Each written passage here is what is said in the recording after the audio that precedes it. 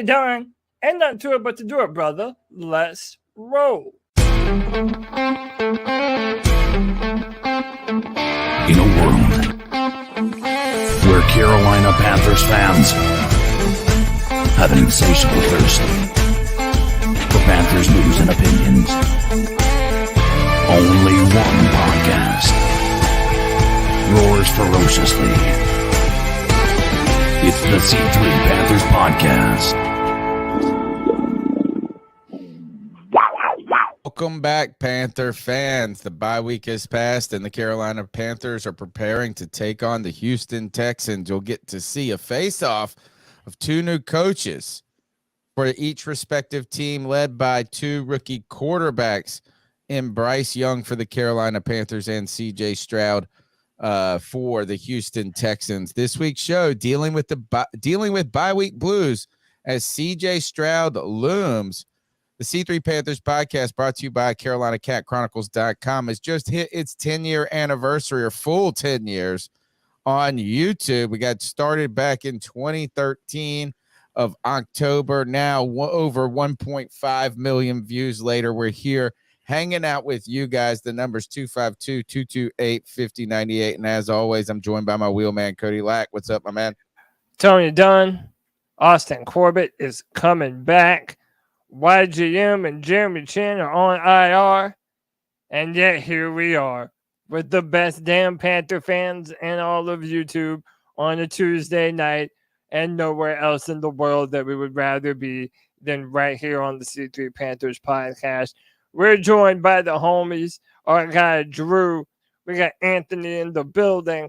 These ill skills, the brand ambassador. What's up? Carolina in the house. Daniel Berry Sports Highlights, KG73s, Kristen Ladane, Muscles Marinara Paisan. What's up, brother? Matt Knows Nothing, the real C3AP, Tim Estes, and VP Tony Dunn. Ain't nothing to it but to do it, brother. Let's roll. We're hitting the part of the season where we find out who's the real deal, who the pretenders are, who the contenders. We'll be talking about the power rankings, and I guess you'll find out that the Carolina Panthers are not real high on that. In fact, they're at the bottom of the barrel on most lists, and we're trying to figure out, can the Panthers turn it around in a way? And it doesn't start with taking down the Houston Texans, on with then next Indianapolis, in a way to try to start beating and knocking off some division rivals, because mathematically the Panthers, well, not mathematically, they are 0-6. But the division leader is just 4 games ahead. CK, man, it's been a tough road that we have been on. We have been, I don't know if I saw it being this bad right here. And we're hitting a point where it's getting so bad for Carolina Panther fans that they're deciding to do other things. So can we turn it around? Is there a way for the Panthers to salvage some hope in this season? And CK, Bryce Young, we're ready for him to have that game that says, you know what? We didn't get it wrong. We didn't get it wrong. You start here. You start here against the Texans, against the 29th and 31st ranked defense in passing and in running defense, and against the other guy on the other side of the field who's going against one of the worst defenses in the NFL as well.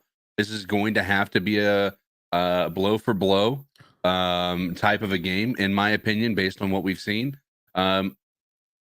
Optimism is tough to come by. This defense is riddled with injuries. And quite honestly, I think the biggest problem for our team is our defense. And I don't even think it's really that close. I think our defense is the biggest issue we have moving into the rest of this season. And if they can find a way to get that fight that they had towards the end of last year, and able to pull some, maybe some big time, defensive plays. I think that there's a chance that you're going to see this team start to show some progress, and that's what we need to see. I don't think anybody's got false hope of a playoff run, other than maybe Seven Trees in the chat here. But at the end of the day, man, I'm just happy to be here talking with you boys, and we wait for football all off season, and here we are waiting for football to be over. I know, man. It's been tough. Kristen Ladane says, hoping we get a second win instead of continuously breaking it. Yep. right away, coming out strong out of the gate in the chat. The number's 252-228-5098. That's 252-228-5098. Guys, I thought that this was going to be the year of C3. Right now, we're struggling to keep, not us, to keep people's attention. Yeah, I'm glad that all the people in the chat are here and giving us time and energy. But, man, the Panther fans out there are struggling to find a little bit of hope, a ray of sunshine. It does start right here with one win. And while one win won't necessarily negate some of the question marks that we have as the Carolina Panthers, it has to start, or fans, it has to start somewhere. And one way that you can start us getting a win in the year of C3 is smashing the thumbs up button, giving a call into the show, leaving a comment behind on the YouTube chat, checking us out on Spotify, iTunes, TuneIn, formerly Stitcher, that's now out of business, wherever else you get your podcast. Just check us out. Keep hanging with us because we ain't going anywhere. We have been doing this. And look, I actually wanted to shout out. Let me see if I can pull it up super quick. It was Racing Jason, I believe, said this on Twitter. I want to give him some flowers for mentioning us. Racing Jason. Racing JSUN says it's crazy. The Panther fans have probably the best and amazing lineups of dedicated pods over the last 7 years, and not a winning season to talk about. Heartbroken. This appreciation post is for all of y'all staying dedicated to people, and C3 was listed in the first round of those. The longest running Panthers podcast in our 10th season, and we do it out of a labor of love. And let's jump on into it, man. We've had some blues this year. Can we find a little momentum with the new play caller in Thomas Brown? Just when you're hoping that the Panthers are going to deal with this bye, you always think of this as, or at least when I look at the schedule, I'm like, where's this bye week at? Is it too early? Is it too late? In this case, I thought week 6 was a great time.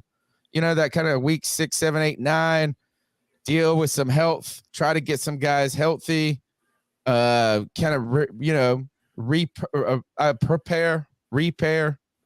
But the Carolina Panthers, every time I open up Twitter, someone's just hurt. More it's like this, and people that you didn't even know were hurt. It was like this. It's like, man, is Jeremy Chin. Jeremy Chin is like, you saw his snaps going down. You're like, where is this guy? Why is he doing this?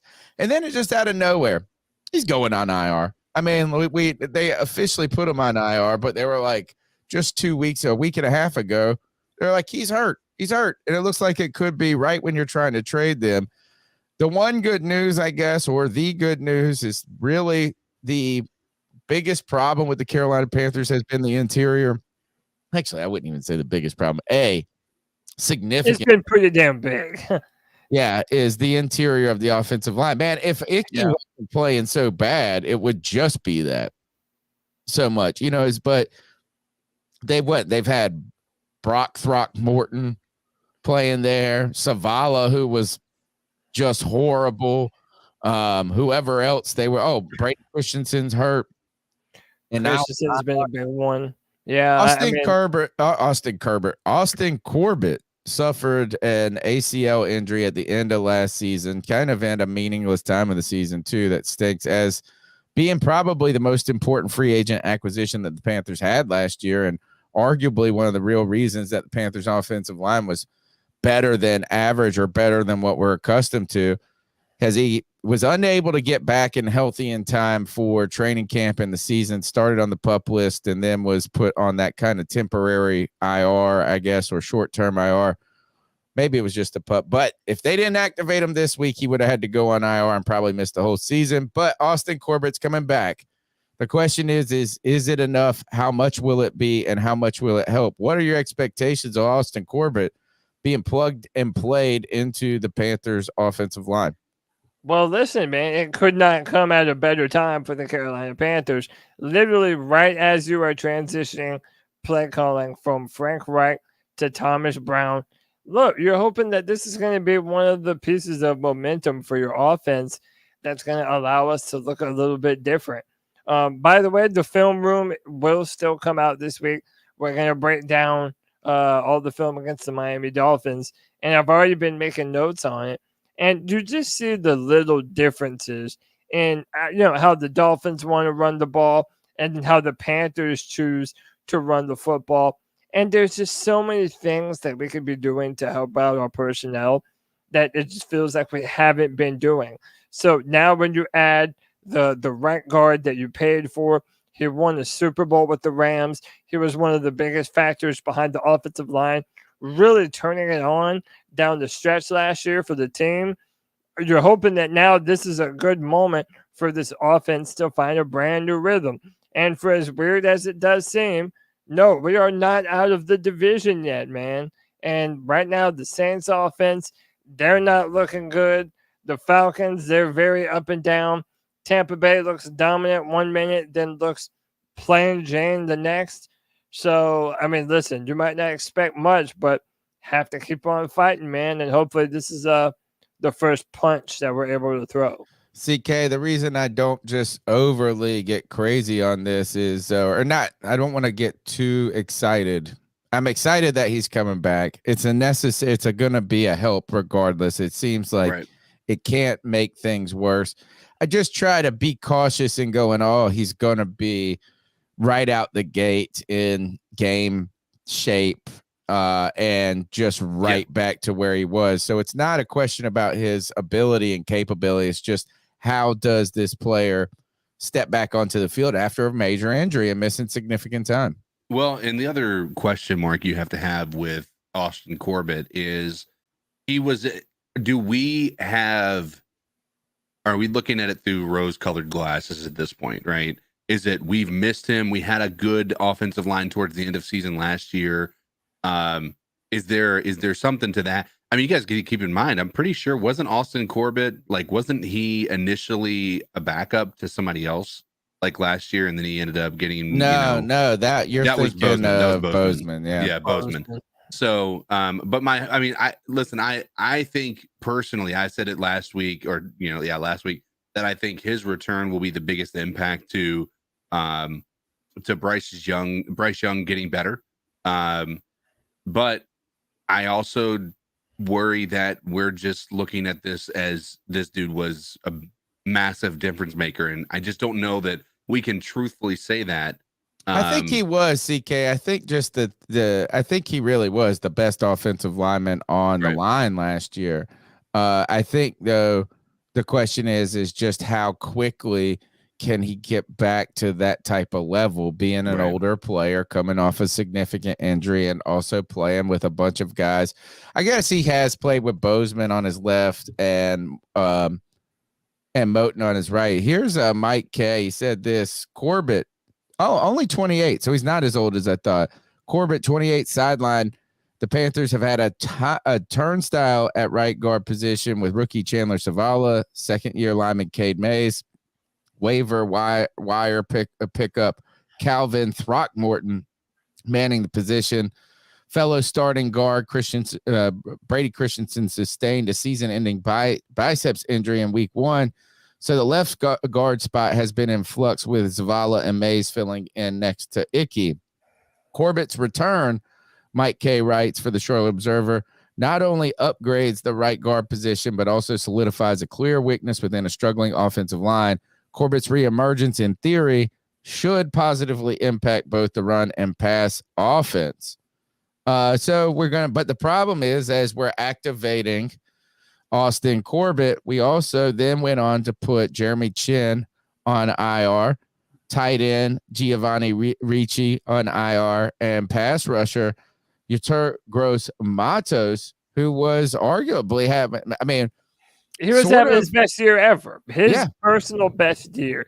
And looking at the film too, there were times where they were putting him at 3 tech, and he was getting home. He was really playing well. So, yeah, this is sad, man, considering we really have no pass rush help outside of Brian Burns, no consistent pass rush threat. It's tough, man. So, I want to pose the question to you two.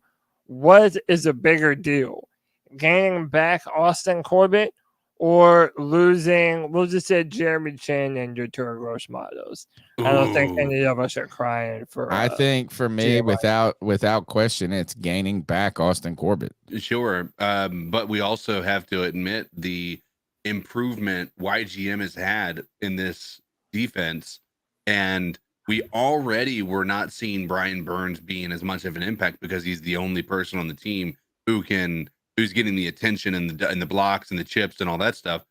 Now that we're going to our even deeper into the bag to try to get some pass rushers, does this mean Justin Houston's going to get more playing time potentially?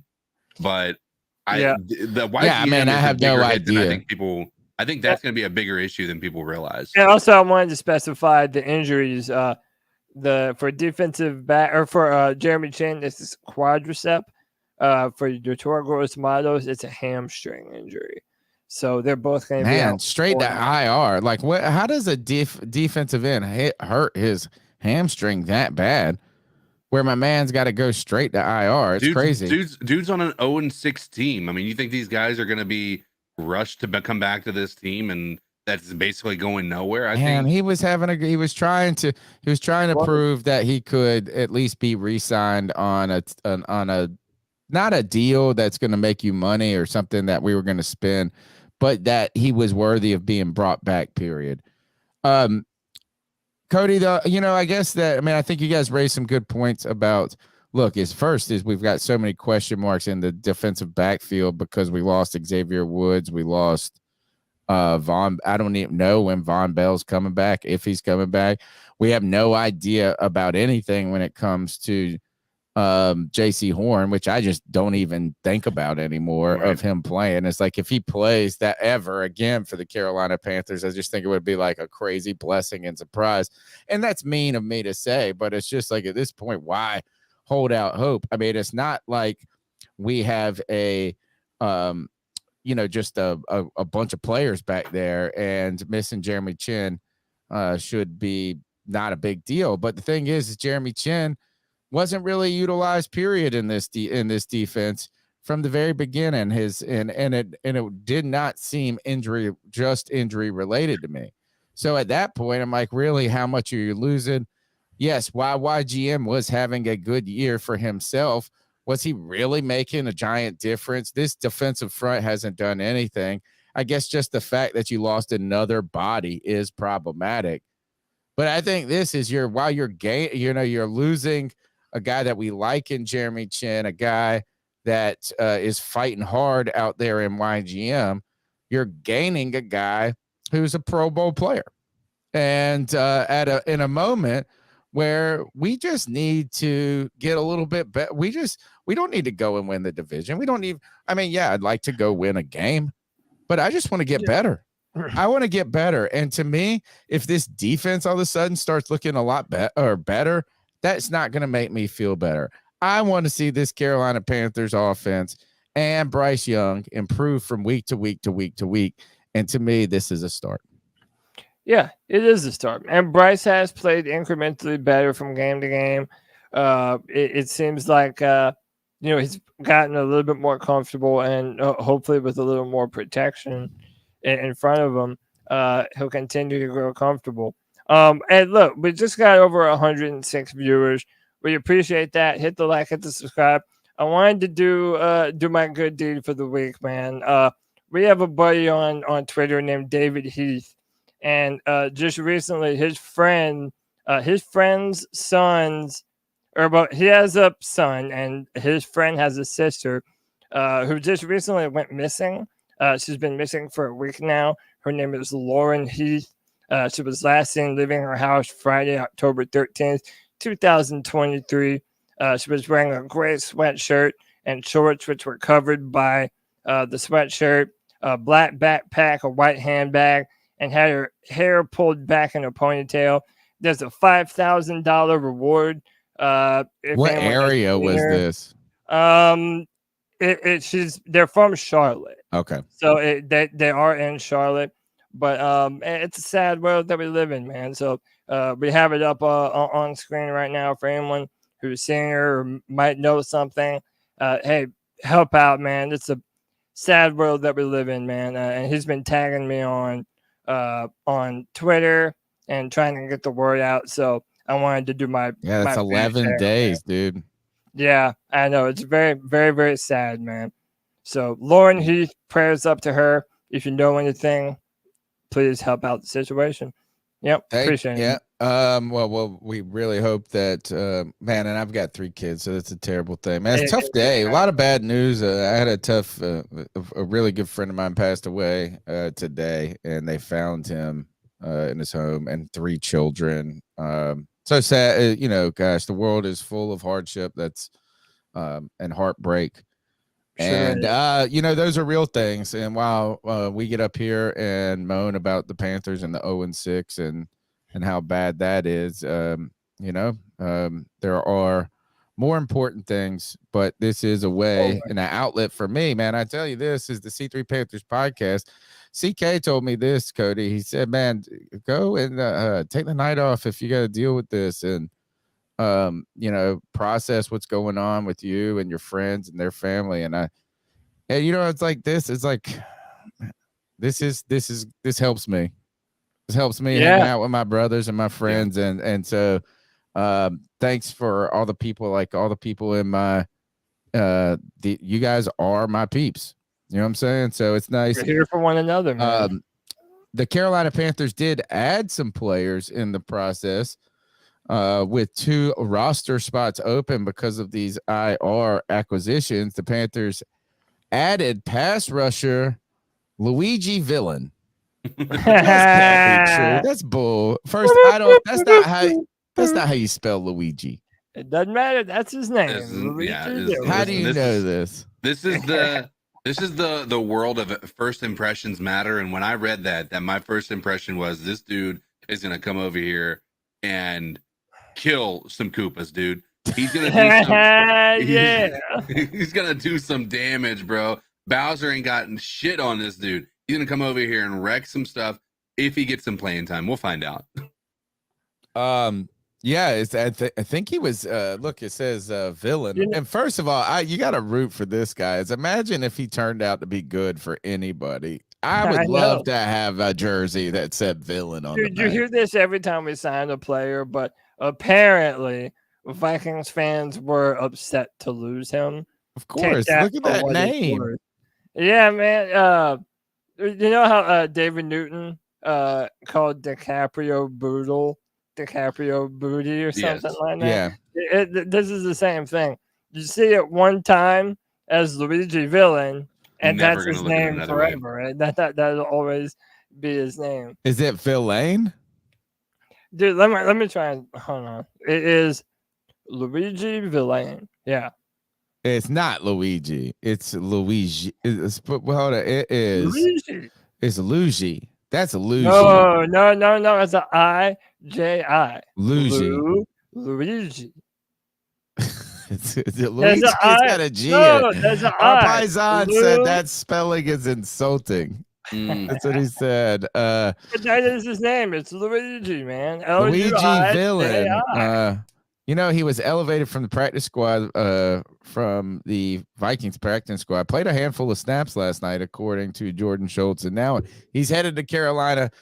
I saw this as if you would have looked I wish I would have grabbed it, a couple of comments below this, and it said Brian Bird's traded because it's an outside linebacker. Do you think this is because of the YGM move? It's got to be. Yeah, it's got to be. It has to be.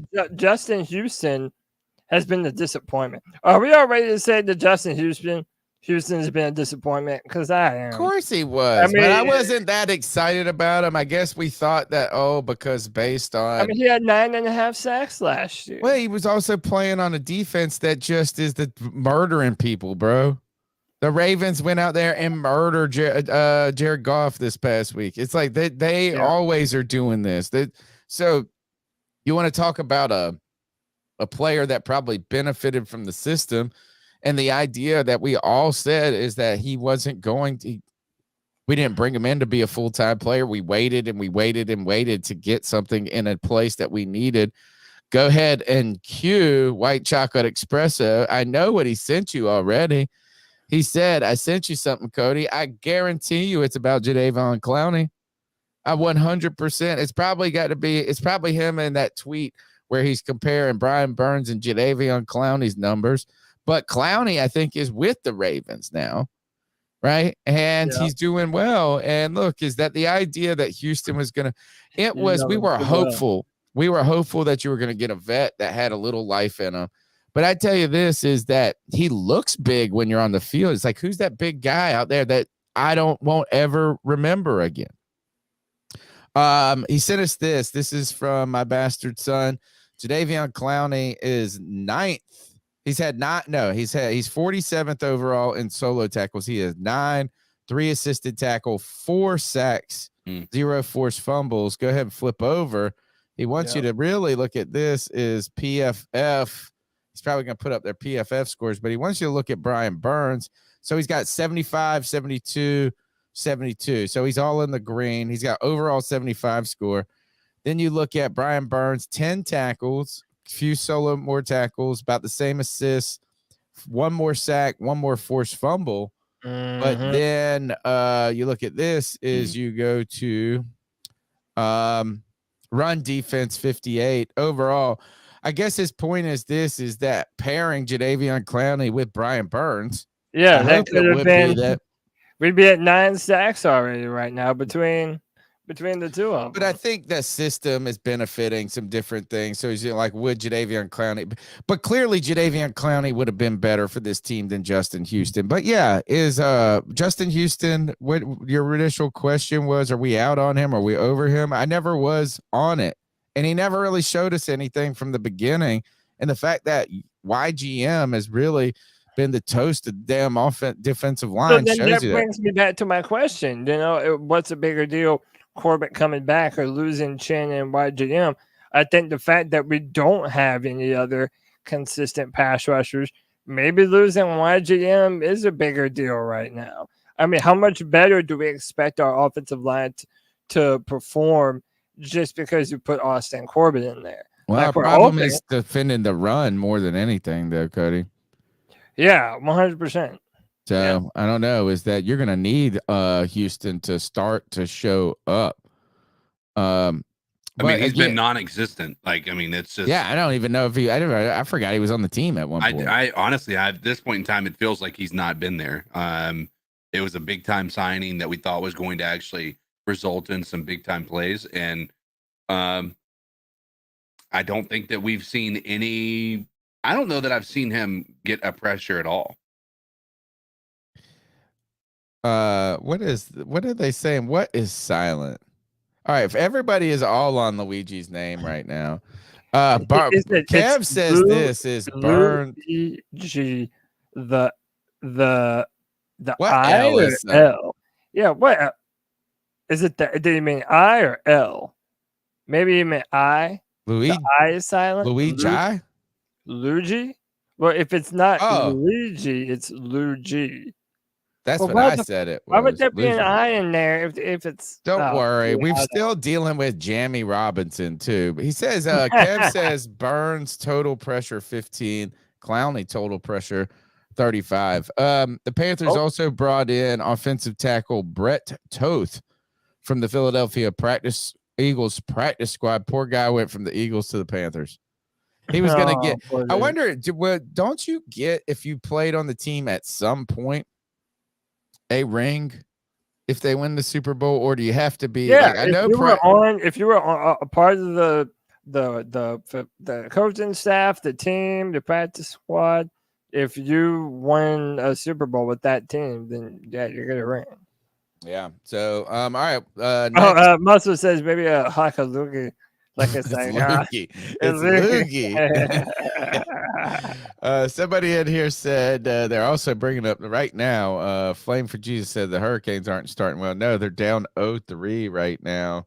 They have won 2 games, but they can't play any defense, and their goaltending can't stop anything. What do we got next? Said it's if you travel with the team.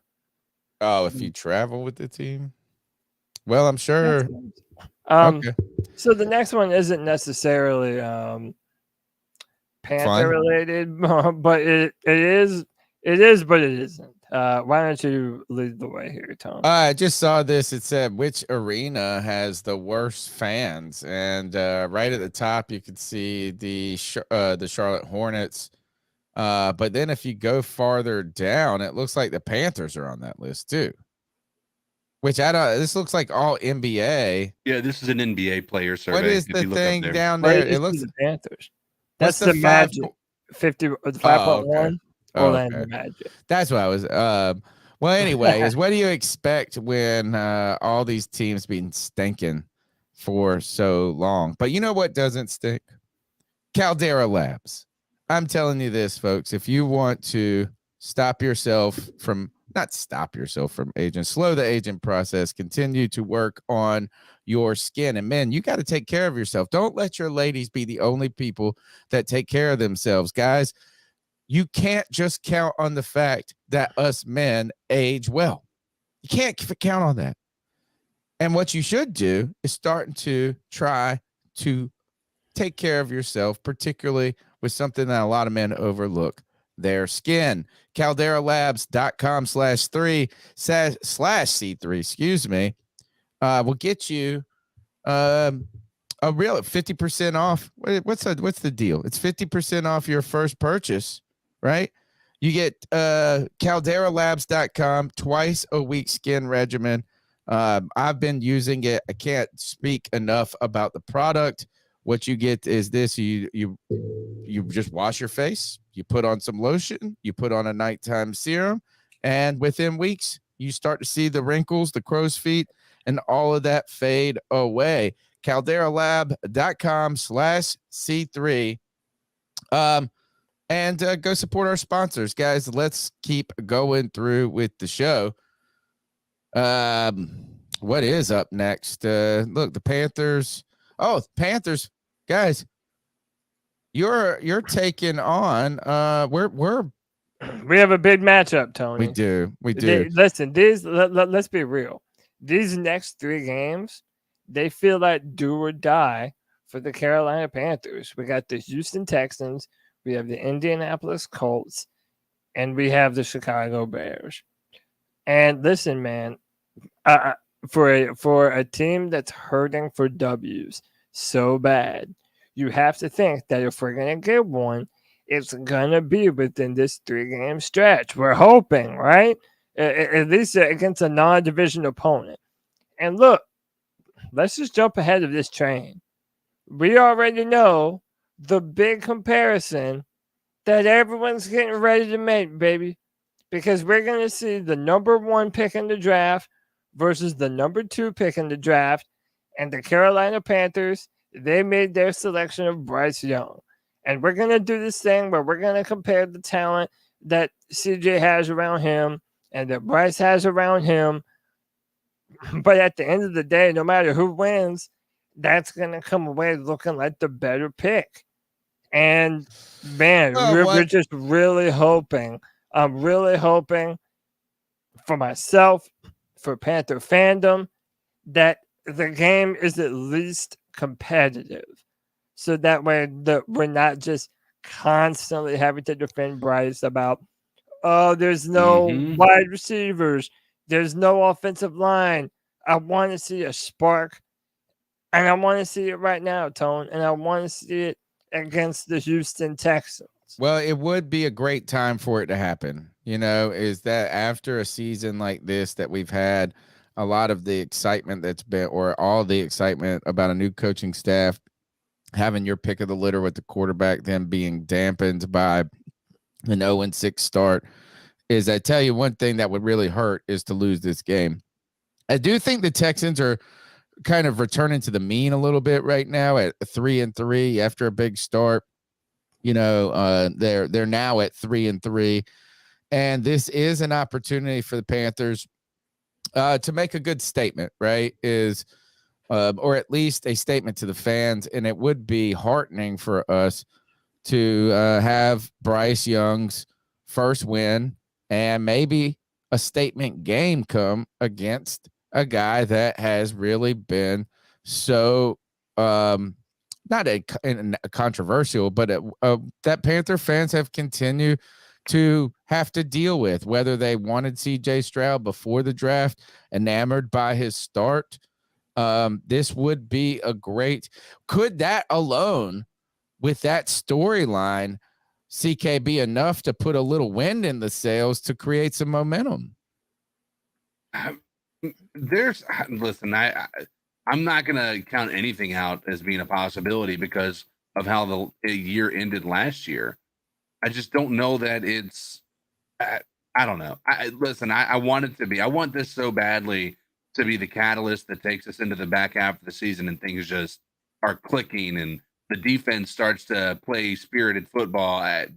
We just haven't seen evidence that this is going to happen. I hope so.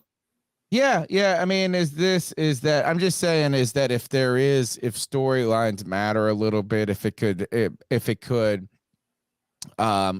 kind of hearten fans a little bit, maybe not momentum that translates into a turnaround for the complete season, but a little turnaround in the hearts and minds of not only the fans, but sort of the organization. The Texans, let me see their schedule. They lost week 1 to the Ravens. Oh no, maybe they didn't. Maybe they're not regressing. Maybe they're going. They've won 3 of their last 4. Okay, that's right. I got it backwards because they lost. The Falcons beat them, but they were in position to win that game up until the very end. Sure. The Ravens beat them 25-9 to start the season. They lost to the Colts 31-20. They then upset the Jags on the road 37-17.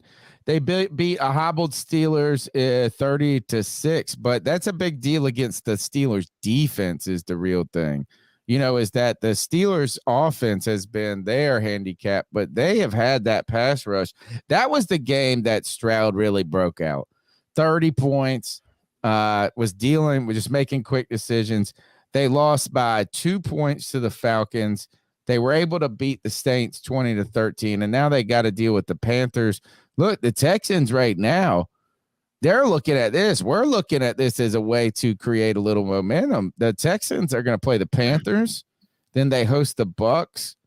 They're looking like, here, man, we need to try to take these 2 wins before we face the Bengals. But then they've got the Cardinals, the Jags again, the Broncos. Holy shit, the Titans. Gosh, man, they play the Titans 2 more times. They play the Colts again. The Texans could be a damn playoff team. They could very easily be a playoff team. And listen, I'm going to be honest with y'all, man. Like, hey, we that's what we do over here at C3. We speak open and honest, right? Well, if this is a therapy session, then let me vent, y'all. Part of my fears, and CK, earlier today, you were showing us the amount of separation that the Texans wide receivers are getting. I'm just afraid of this scenario, man, where CJ Stroud comes out for 300 and just starts dropping fucking dimes. And now the large sentiment amongst people who were fans of CJ through the draft process, people who were never a fan of trading up to number 1 for an undersized quarterback, all these narratives which have already been strong. Not come back up. They've been there, Cody. And they're going to be so much stronger. So much stronger. Let's address some of these super chats real quick. Sure. A lot of them are starting to get thrown towards me. C3 Anthony says, I'll be there Sunday, the matchup of the season. Oh, and they're doing they're inducting Julius Peppers and Musin Muhammad to the Hall of Honor. It's kind of the little Hall of Fame game. Yeah, Hall of Honor game. Mm-hmm. And then Anthony's going to come back from some more, and he says, Tony, UNC, Charlotte gave it to ECU. Go Niners. True. You know what is, and I wouldn't say gave it because you guys stink too, but the East Carolina Pirates offense is arguably the worst in the country. And it's so sad to have a defense that is really pretty is decent. We got a decent defense, but these guys had 88 yards, dude. I think they had 88 yards through the whole game. Like it is, Yeah. it's pathetic. And for a team, it is awful. It makes the Panthers offense look like the greatest show on turf. Yeah. But no, you're right. Let's go back to that. Look for the Texans again. Listen to this is the Texans schedule. Panthers, host the Bucks, at the Bengals, host the Cardinals, host the Jags, host the Broncos, on the road at the Jets, host on the road at the Titans, host the Browns, host the Titans, on the road at the Colts, and that's it. I mean, these guys, every single one of these games is winnable for them. Yeah. Every single game, and not to say that they're going to win every game. I mean, but you're looking at the Jags. All right, so they're going to they beat the Jags once. They'll probably split with the Jags. I'm sure that the Browns with their defense could be problematic for them. But look, the Browns, you're right now. You're hoping you play Deshaun Watson. He's so terrible. I guess the Jets defense is problematic, and the Jets are always trying to, seemingly finding a way. But you look at the Broncos, the Titans, worthless. Cardinals, Worthless. Yeah, I mean, this guy, Panthers, fucking worthless. Right. And you're right, though, is that, look, as I'm sitting here going, you know what is that's crazy. I phrased the question to CK is that if the Panthers and Bryce Young go out there, find a way to beat the Texans, Bryce has a game where he steps out, it creates a little momentum for the fans. Yeah, the fan base needs that so bad. But on the other side of the coin,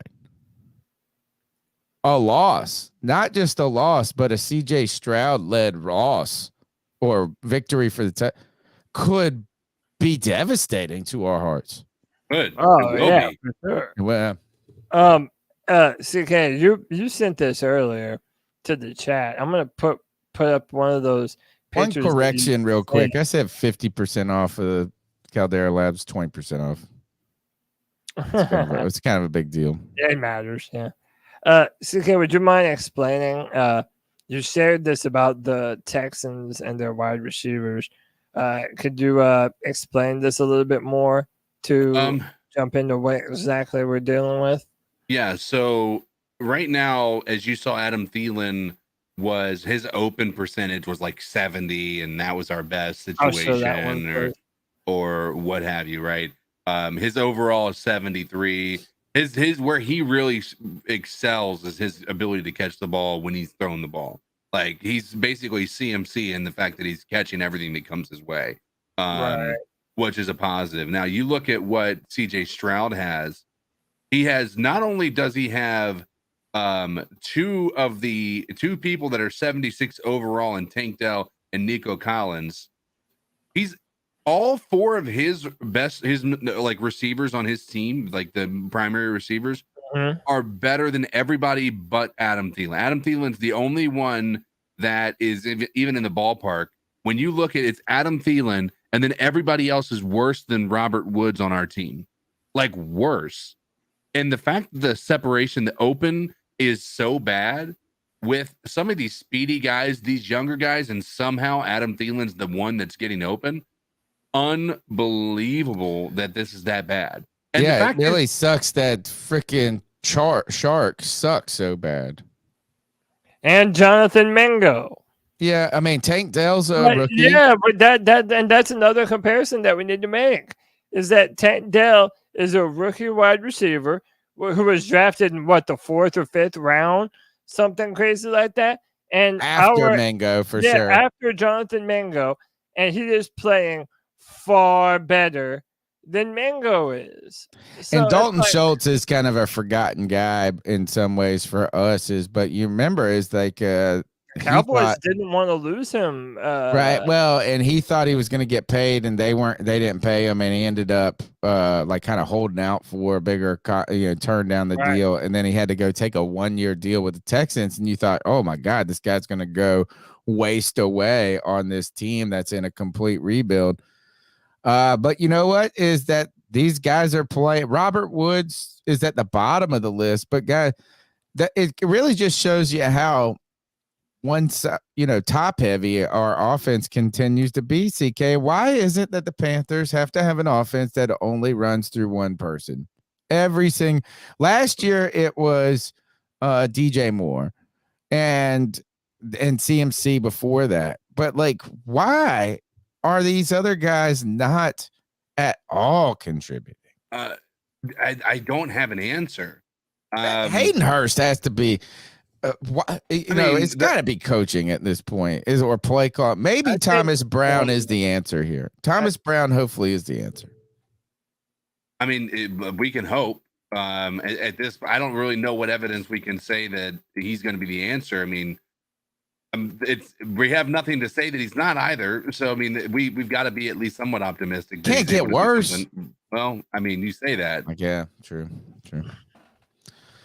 Yeah, I mean, we're missing. We're still going to be missing J.C. Horn, Dante Jackson, and C.J. Henderson are continuously getting cooked. It's a bad look right now, man. Like I don't know how you call this game. Like if you're picking the Panthers and you think they can pull out a victory, fine. But on you're thinking with your heart more than your head. That's what I'm saying. On paper, it's hard to see how the Panthers pick up a W here, man. But then you get to look around the league and you say, hey, man, is last night the Minnesota Vikings upset the San Francisco 49ers? Yeah. The New York Patriots Giants. beat the Bills. Yeah, 300th win for Bill Belichick is in a big giant upset there. The Commanders lose to the Giants, where the Giants have been hobbled and hurt, and now they're beating them. Ron Rivera back on the hot seat. Yeah, the Steelers upset the Rams. There's a bunch of games that look, the damn Colts and Gardner Minshew almost beat the damn Browns. They should have. Dude, I'm still mad at Minshew, man. I should have took you more. Shouldn't, on man. You got to believe on the. I know you didn't believe in the drip, dude. I know. In fact, and the Bears and Dante Foreman. That's another thing. Is let's talk about this before we get to. Actually, pull up the next slide real quick because we were already talking about CJ Stroud.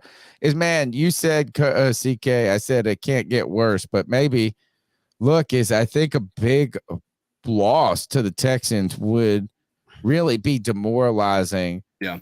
To the fan base, but I think also bring into some real question marks with the decision on Bryce Young, whether it's valid or not, and it's short-sighted, right? Is you could go fast forward 10 years and Bryce Young could be a Hall of Famer and CJ Stroud could flame out. But I mean, this moment, the trajectories of these teams have headed in two different directions than I expected. I thought whichever quarterback was on the Panthers would have the better season. I thought you put CJ Stroud, whoever landed on the Texans, I thought was going to have the worst year. Nope, wrong on that. This is from the Pro Football Hall of Fame. In Week 5, Houston Texans quarterback CJ Stroud set an NFL record for the most pass attempts to start a rookie season without an interception in NFL history. A game ball from this historic day is now on display at Canton. Now you're going to get Panther fans going, well, look at all these other dropped interceptions that happen and this and that. It's so stupid. It's just a way to justify their quarterback not looking anywhere near as good as the one that we could have had. Here, and I don't even want to compare. I'm not even going to fall into that. I'm just saying this is CJ Stroud has played far better, and the Houston Texans have been far better than anybody expected on this podcast, or at least me raising my hand in that. But now as we go back to the Carolina Panthers and these decisions, I saw this is that the Panthers now have continued to say that they are going to run the running back room by committee is what I saw. And I wish I didn't put this in the show, but what does that mean? Is Miles Sanders, is he coming back? Is he going to be a part of this offense? And after Chuba Hubbard looks so significantly better than any of these players, what does that mean? Why? I mean, is that just being diplomatic from Frank Reich standpoint, or do you think that they're continuing to say we paid Miles Sanders and we're going to have to continue to get him involved in the action? Because Chuba Hubbard was clearly a better and more effective runner in the last game or last 2 games. Right. So, I mean, is this, and then you look at Dante Foreman back up. They had this, dude, they went out and won a game with Mr. Irrelevant of their own. Dude, Dante Foreman had 3 touchdowns. Dude, in one game, he has more touchdowns than Sanders has all year. That's absurd. Then our entire running back room has had all year. Like, we should have ran it. And considering what Chicago ended up paying for him, why didn't we bring him back? Like, how many times? Right. Like, to me, why is it that every single Panthers general manager, from Hurney to Gettleman, now Fitterer, we insist on overpaying a fucking running back, dude? And he didn't even get paid Foreman either. You know what I'm saying? Like, it wasn't that much. You could have brought Sanders. You could have brought back Foreman and kept Chuba Hubbard, and that would have actually been a good trio of a power back and 2 guys that you can continue to cycle with. Run it back with Chuba and Foreman. Like, if it's not broke, don't fix it. You know, we had a great rushing attack at the end of the season last year, and now Miles Sanders, his groin hurts him now, and that's why he hasn't been able to hit the hole. Bro, miss me with that shit. It's been hurt. He's been injured since. Dude. Well, okay, then why are you out there? Why are you on the field if you're not able to give all of your effort to the team? I'm sorry, man. It's incompetency. Of course, the Panthers are always going to find a way to overpay a running back, man. It never fails.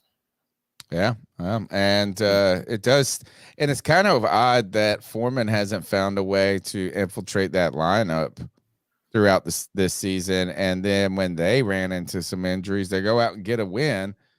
Who is this guy? The guy that was the quarterback. What's his name? Who? For the Bears, who filled in. He won the Division II Heisman, right? Yeah. Blanton, something like that, or okay, I can't remember his name, but him Garrett something and Foreman go on and get the thing done, which is crazy. So, two super chats. White Chocolate Espresso says maybe Burns will be extra hype for the Julius Pepper ceremony. And Mr. Strat says the interpretation of the chart you showed is incomplete data stratification. What I'd be happy to explain in the wide receiver charts. I'd be happy to explain in more detail why it's then that's just another way of is whether it's first of all statistics are incomplete data sets, right? It's just the point being is that what it does elucidate is that you've got 3 weapons that are being significantly used and being effective in some sort of manner, whether they be rookies or second-year players. And then on the other hand, you've got Adam Thielen and nobody. That's a true fact on that matter, is that, and Hayden Hurst, non-existent. DJ Chark, non-existent. And whether that's because of incomplete, some of the Bryce, it probably is a lot of reason why that's the case.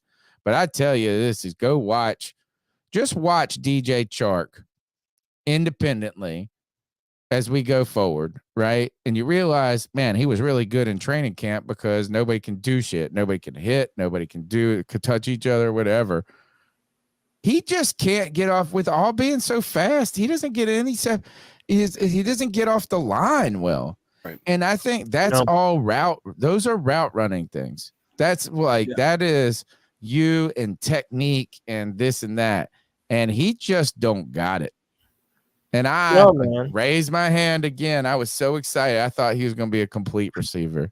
Well, I mean, but again, man, we see him be a part of the game plan when Andy Dalton was in the game versus Seattle. I felt like he had one of his better performances. And then let's also be real, man. There was a big time third down where DJ Chark was open and Bryce Young missed him. He just put too much air under the ball. So, yes, yeah, he has not been open a lot. And then when he has been open, him and Bryce have yet to form that connection. Strats, call in and tell us what you think about those stats. We'll take your call and we'll put it up. In fact, if you call in now, I'll bump it up just so we can get it into this conversation a little quickly. Cody, tonight's show is brought to you by Manscaped, who has taken a step up from Halloween to bring your face the cleanest shave it's ever seen. So this season, no need to toil and trouble. Manscaped's all-new Handyman is the best way to get rid of stubble. Featuring a compact design and next-gen skin-safe technology, the Handyman was designed to give you that smooth finish without the mess of a traditional shave. Get the sweetest treat this Halloween by going to manscaped.com and using the promo code Panthers to get 20% off plus free shipping. Guys, this new product here, I might give you this. This is a little sneak peek into this product. It's not, I didn't get a chance to integrate this into like this cool thing, but it's a new, you see, I guess you would say add-on to, this is a new deal they're always innovating here, but this new shaving piece that you can put onto the Lawnmower 4.0, now the 5.0 that's coming out, and now you get that clean, safe shave for your face. So from head to balls, you've got Manscaped, you got you covered. 20% off plus free shipping using the promo code Panthers. Take us into the next segment, Cody. Shave your balls, dude. You know you need to. You know you need to. All right, next up in the show today, what do we have here? So, yeah, you were talking about this earlier. You were talking about this earlier, CK, just basically showing the numbers that Adam Thielen is able to put up comparatively to the rest of our wide receivers. It's abysmal right now, man. Yeah. And that's why this entire fan base is screaming for Fitterer's job. Like, we're at that point now. We've been doing this for 3 years. We've seen the trades. We've seen the way he drafts. And it straight up just hasn't been working out, man. Is there anything else we wanted to say about any of these other receivers? Oh, I do want to say this about Hayden Hurst. I feel like they're deploying him incorrect. I feel like, for example, that Detroit game where Bryce threw the interception right to Aiden Hutchinson. Like, they had Ian Thomas as the receiver and tight end for that play. Like, why? Why? You literally brought this dude in to be your pass-catching tight end that you've been in sore need of forever, and now that he's here, you're not going to use him as such. There's no denying that, Cody. There's no denying that, Cody, that has been a misuse. We all heard supposedly that Frank Wright wanted to involve tight ends into the passing game. It just hasn't been the case. There is, I think it's probably going to be a little bit of two things. It's a little bit of both, right? I think the majority of it falls on the coaching staff, the scheme, and how they've tried to just allocate. And that's a great example is why is that you're like, oh, let's draw this up. It's really going to fool them. Ian Thomas, right? But I think if you also look at Hayden Hurst's performance in the NFL, we may have gotten a little too excited just because we had no tight ends, period. He's only had really one significantly good season, and that was with the Falcons where he had 600 yards. The Ravens let him go and moved on to Mark Andrews. The Falcons let him go. And you could say this is that maybe you could just say there's just too many mouths to feed when he was in Cincinnati. You thought this is that it seemed like a perfect marriage. A veteran tight end who had experience and capability, who has shown some signs that he can be a pass catching tight end. Look, they hyped him up in training camp. We saw him flipping his red hair around all the time. And I think, too, we were just desperately hungry and thirsty for a tight end to be important in this offense since we haven't. I mean, you could think about going back to Greg Olsen. It hasn't been there. Yeah. And it's just been a disappointment in every possible level, a failure at every possible level. And I don't think it's only on the coaching staff, but I do think it's primarily on the scheme. And hopefully Thomas Brown, hopefully Thomas Brown is just sitting here in the background going, you know what? And I hope this, I hate to say this, I think Frank just had too much on his plate. And remember, Thomas Brown, a tight ends coach. That's what Right. you start. Yeah. Right. So he said he learned the most about football from that position group. And by the way, that to makes learn sense. everything. Yeah, that makes sense. They're on the line that you have to know, protections. You have to know routes. You have to be able to do a little bit of everything, man. So yeah, I'm excited for what this. I mean, if ever the offense is going to look different, it's going to be with Thomas Brown. Another kind of dive into the matchup. This is wild. I went and I was like, kind of, got home late. I had that, I've had a lot of stuff going on, just personally with friends and people, all the stuff that's been going on. Again, mentioned it. Don't want to fall, but I was just kind of like trying to get caught up, get ready for the show. And I put on, I was just searching on Twitter. I was like, looking for the Texans, and I saw D'Amico Ryan's press conference from yesterday, just like Frank Reich's. And he's like, they're the Panthers. We got to play against a really good team. And I almost laughed. I was like, I mean, how do you even say that with a straight face? A really good team. And then I opened up Frank Reich's, and he's like, another good opponent we're facing. Look, the Panthers are not a really good team. Nice. Thank you, D'Amico Ryans. He said they got a really good defense. Like, he just said things. They're just saying things to be nice. Right. It's like just to not be an asshole. Yeah, not just to be like, they're 0-6. Just... Brian Burns, we're going to double him the whole time. We're going to run all over these guys. That's what we're going to try to do and negate them from the pass rush. He said they got really two good players. He said they got two really good players on their defensive front. Brian Burns, who can wreck a game, and Derek Brown. And they're a good they're a good team. I was like, bull crap. Look at this. Right now, the Carolina Panthers. How about this? I don't understand how PFF has the power ranking for the Texans at 30th. That doesn't even make sense. Defense 13th, offense 19th versus 29. That's got to be a misprint on theirs. Yeah, how are we the bottom two teams? Yeah, that makes right. Zero. But if you look at this, is like if you took out that top metric. This is from PFF, the comparison. Defense, they have the 13th, ours 29th.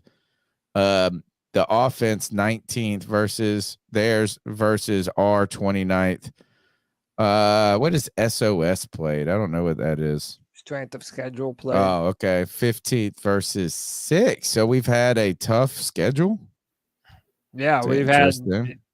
I mean, yeah, considering, look, I mean, the Lions, the Dolphins, the Hawks. Vikings are starting to look better. Seahawks. Yeah. Yeah. So I don't know, man. This team, look, this is a game that the Panthers really need to win. I think they need to win it for us, dude. For their fans. Yeah. Yeah. I think because you're right. The narratives, if Stroud goes out there and blows it up. Yeah. Whether you like it or not, I don't want to hear about what talent is around both of them. The narrative is going to be the Panthers made the wrong pick. That's what it's going to be. Hey, do you love that? Fine. Doesn't matter. Do you hate that?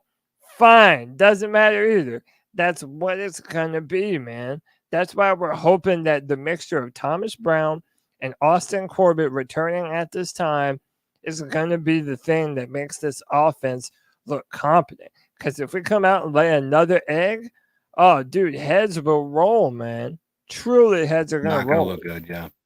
How about we take a couple of calls, Cody?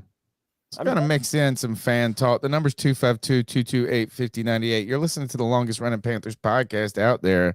And the reason we're the longest running Panthers podcast because we got the coolest community. The people I would never exchange I would exchange 0-6 for 6-0, but I wouldn't exchange this community that we're building, these friends, this network. Let's hit these calls, brother. Let's do it. Also, just a reminder, we're inching closer and closer to 6,000 subscribers. Yo, that is huge for us. I remember being on the show when we were fighting to get to 1,000, bro. So C3's been out here fighting through all these terrible seasons. Be a friend, tell a friend, hit the like, hit the subscribe. Let's get to the cat calls at 252-228-5098. So what are your thoughts on catcalling? Yeah, it's pretty. You shouldn't do that to somebody. And how did that make you feel? Very uncomfortable. So how do you think catcalling makes the person feel? It feels good, like. Who's that cat sitting in the back corner with his face buried in his nose? Who's that kid that can use one?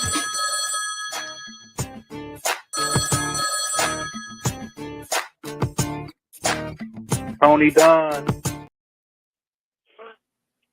Damn, bro. It's Lou from Fort Myers, bro.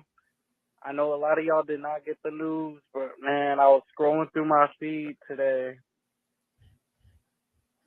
Did we not lose Christian McCaffrey? We lost DJ Moore.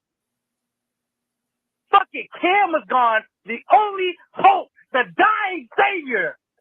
Fate of the universe on the line to save the Carolina Panthers. We lost him. And not only lost him, we lost him to a division fucking rival. Mr. B! Oh, God. We lost Mr. B. I saw it. What? I failed y'all.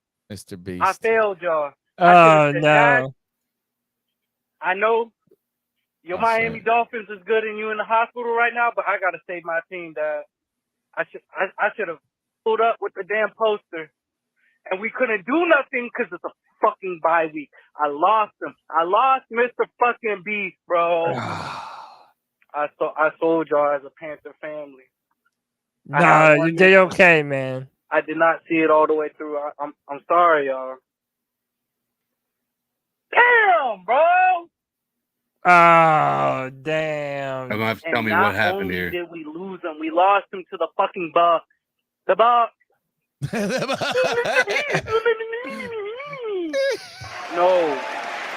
No. We're stuck with Pepper now. Hooray! Everybody, hooray! Pepper. Hold But on, 9 more let's years see. of shit. Really? Fuck it, bro. Put me in Pepper's spot. I do it for half the fucking price. Man. I want to feel like he was trying to look like Tom y'all, Brady. Bro. I feel so disappointed in myself. I would be mad at Mr. B. I wouldn't want to be a Panthers owner, but I feel like he's the only motherfucker who could have changed this organization. We can fire and hire GMs and head coaches, but it starts at the owner, bro. Yeah. So last plan of resort, we're going to have to JFK this dude, Pepper, bro. Yeah. We got one person calling in Night. down the whole Night, plane low at one point. Yeah. It's been a minute since I called, but You're trying to get us kicked off of YouTube. impounded. Yeah, so that does. I saw that too, and I was like, damn, out of everything. Yeah. The damn So for Bucks. those of you who don't know, our caller, man, he has been really on this train of getting Mr. Beast to buy the Carolina Panthers to save us from David Tepper. And I was really hoping that we were gonna get it. First of all, this is crazy. Is that Mr. Beast put up a video that said I gave this safety $1 million to blow the game, and when I read it, I was like, I didn't read the game part. I was like, "Whoa, Mr. Beast, you gotta get wild out there these days." The other thing is I was on the train of, man, Mr. Beast, who's really big into buying things and then just giving them away. buying the Panthers and And giving then them give to it to the C3. team. Buy the give it to the Panthers and then fans, give like- it to us. Yeah, I was like, let's hell go. yeah. Most expensive YouTube video ever. $8 billion is what it would probably cost to do it. Dude, I love seeing the people trying to get Cam Newton to buy the Panthers. Like, I don't think people realize how much money you have to have and how much money Cam Newton does not have in order to be able to buy it. Like, No, Michael like, Jordan couldn't even do it. No, Tom Brady couldn't do it. In fact, no player could do it. Right. I mean, even P. Diddy couldn't do it. And I wanted to ask y'all this, man. So a week from now is the trade deadline, and I'm pretty sure all of our moves, if any are going to be made, is going to be made probably before next Tuesday, even though next Tuesday is the 31st. My simple question: do you think anyone will be traded or moved from this current Carolina Panthers team? Yes. Okay. Who? That's the hard part. I don't know, but I do think we're in sell mode. Dante Jackson is one that you hear his name continuing to come up. Yeah. You've heard Brian Burns' name come up. I also saw this Hayden Hurst. Dude, that would, I mean, honestly, I don't hate the idea of Hayden Hurst, but at the same time, I'm like, I just don't think that they're utilizing him very well. How many years is Hurst signed for? 3, I think. Three. All these guys are 3. Let me see. Other than DJ Joe Sharp. Person did this. I wouldn't move. I wouldn't move Hurst. Here, let's take another call and we'll come back to this. I'll pull up the Joe Person story on this. All right. Hey, this is Panther Pickle. Listen, I made some statements to Good D'Angelo on Friday 3 for All about the 4-3 defense. And I wanted to clarify myself because I re-listened to it the other day and I didn't like how I come across. I'm never going to be a fan of the 3-4 defense. For example, it's like the spread offense where you throw the ball a lot. I'm never going to be a fan of that. But all that being said, I'm never going to be a fan of the 4-3 defense, of the 3-4 defense. I'm never going to be a fan of the 3-4 defense. Now, but Tepper is, so I believe we're going to run that until Tepper is no more. So if we're going to run it, let's go out. We should go out and get people that actually fit a 3-4 defense that knows how to tackle and knows how to clog the lanes as far as linebackers. There's so much that this defense lacks. I think it would be a mistake to ignore it for a couple of seasons while you work on your offense. You're not going to win by outscoring your opponents. You just can't do that, I don't think. But y'all have a good one, and we'll catch you later. All right, appreciate your pick. This is Joe Person here. I'm gonna pull up this, share it with you. He put this out. I saw this a couple of days ago. He wrote this on the 22nd. 5 players the Panthers could deal. Could Brian Burns, Dante Jackson be on the way out? He said this is, he goes back to the Brian Burns narrative. Then he goes to 28-year-old Dante Jackson hasn't played a full season since he was a rookie. He's already missed 1 game with a shoulder injury. But the Panthers have reached out to teams to gauge interest in Jackson, who they believe would only bring a mid-round pick in return. The Panthers have hope J.C. Horn could be back at some point after the bye. Could move Jackson, roll with undrafted rookie Deshaun Jameson. I still want to know where the hell this Jamie Robinson guy is. We drafted this guy, DJ Johnson. Why, man? You can't say that injury hasn't created opportunity for some of these guys to get a little playing time. He got one snap in the last. I just don't get how these guys are so far off the radar. But here he wrote Hayden Hurst. Reich's history involving tight ends in the passing game and Hayden Hurst's track record as a receiver, this seemed like a perfect marriage. Panthers signed 30-year-old to 3-year, $21 million deal during free agency. But Hurst has only been a bit player in the offense, whatever that means, at least when Reich was calling plays. He's caught 5 passes for 41 yards and a touchdown. at Atlanta in week 1, but has only gotten 3 targets in each of the 5 games since. And they put Jeremy Chin and Terrace Marshall Jr. Really, I mean, I hate to say it, is like, who has the value to trade? And I don't know. I think you're going to have to, I think you have to pony up. I hate to say it, and pay Brian Burns, because I just think you're going to create too many holes. I think you're going to overpay him, or just pay him. Maybe you get a little deal at this point. Not a deal, but you don't have to pay him the big bag like you could have, because you could cite, his somewhat inconsistent play or something. Maybe you could get him at 25, 26, 27 million instead of that 28, 29, 30. I think that you're going to have to pay Brian Burns and then potentially go out either and get another free agent that has some life in them in the offseason on this defensive front, or try to get somebody in the draft in the next 1 or 2 years that you can see coming along quickly. But I mean, who else really has value on this team? And the one player that has the value, I think we need to sign him back, and that's Frankie Luvu. Yeah, man. I said that if we traded Frankie Luvu, that's the one I would be the most upset at, man. Through all the different coaches that he's been through the different formations, that guy has been the most consistently good player on the Carolina Panthers for 3 years now, man. So, yeah, I would love to see Frankie Luvu come back. When talking about trades, people brought his name up too, because it's one of those situations where you sell high, you buy low. Frankie Luvu's value has never been higher than it is right now.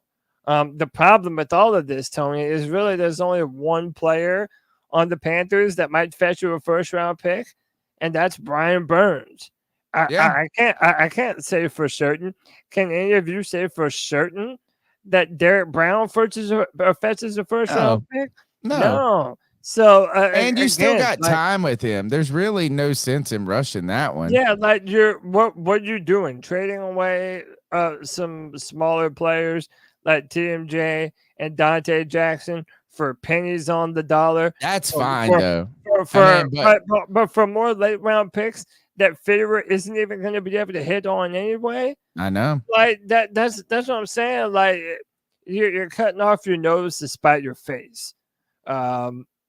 So yeah, man, I really don't foresee us doing any types of trades, man. I don't know what trade there is to be made. Go ahead, CK. I was going to say I could see a trade for a player, a player for player. I just don't think, to Cody's point, I just don't see us being able to justify trying to get more draft picks when our draft scenarios over the past few years have been absolutely abysmal.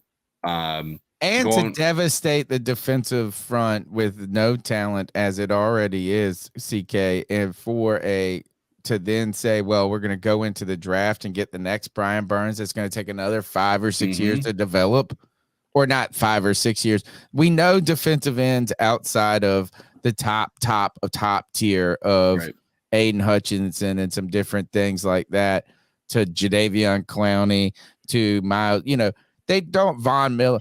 Most guys don't produce for a couple of years. Look, even Brian Burns. Think of this. Brian Burns, who is touching his head against the ceiling of potentially being an elite player in some ways, or at least a lot of people arguing that the talent's there, the opportunity's there, and that he's been available. He's been getting better and better from each year. This is his 5th fucking year. Yeah. Like, I mean, what are you going to go and get a guy in the 2nd or the late 1st and expect him to come in and be a difference maker? You need to get Brian Burns and do that.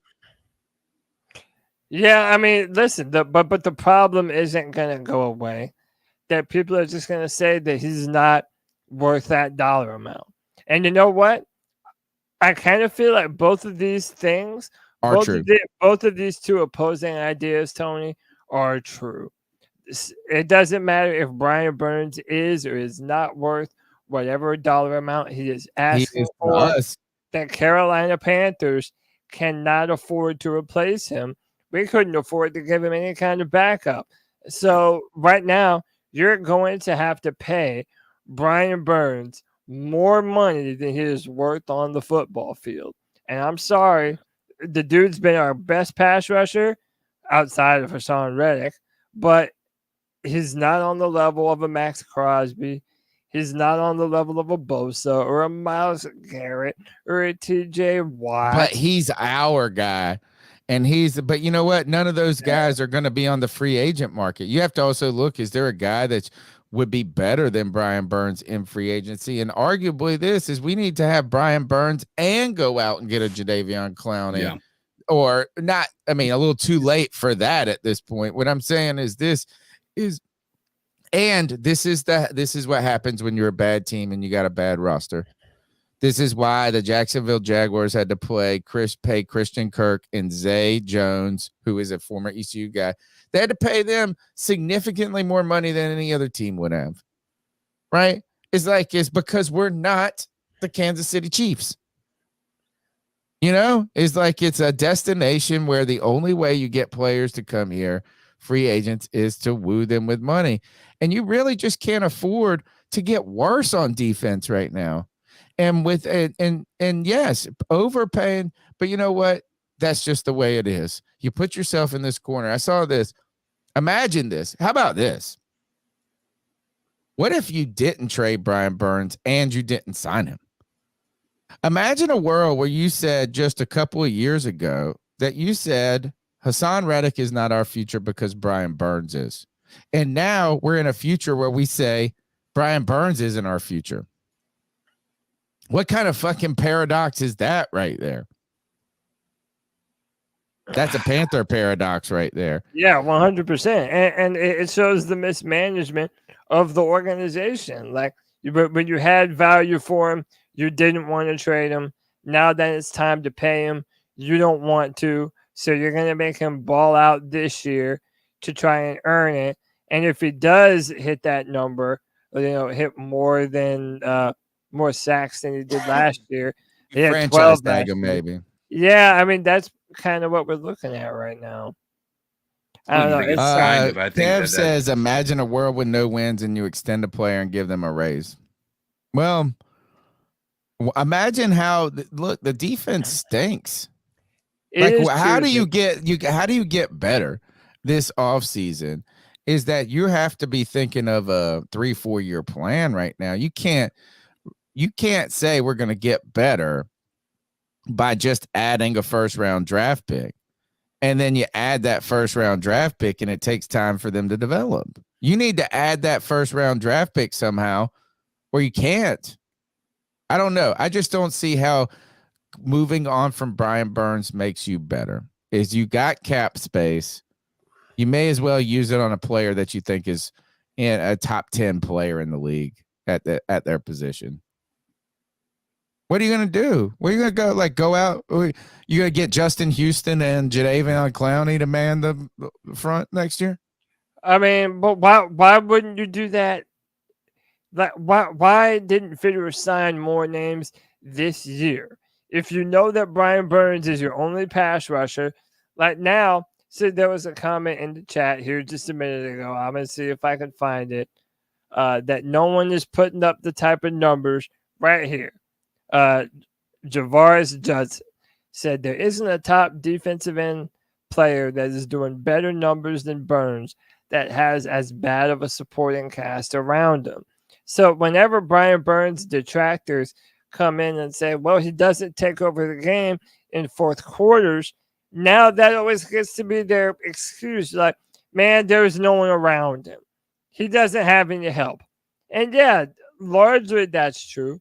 But I also feel like this narrative that Brian Burns is always double teamed, that he's always, has 2 or 3. Yeah, it's overblown. It's overblown. Very overblown. And the amount of backup tackles and tight ends that have been able to completely erase Brian Burns from a play on key third down moments.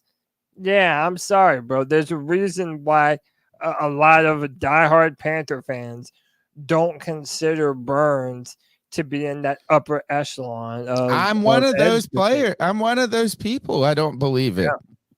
But I don't know what type of alternative out there is going to be better than a guy that's 25 years old and is a pretty darn good player.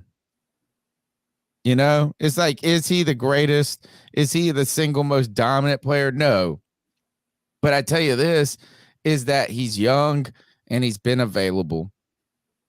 Like, what else are you going to do? You're going to run. We can't look YGM. Oh, right. YGM had 2 decent games. Let's rock with it. Like, what are the alternatives? Yeah, I mean, there I are think you need Brian Burns and to go out, like you're saying. We didn't add enough. We added too late. And we had the opportunity with name edge players. Leonard Floyd was available. Jadeveon Clowney was available. I forget the other dude with the real tough name.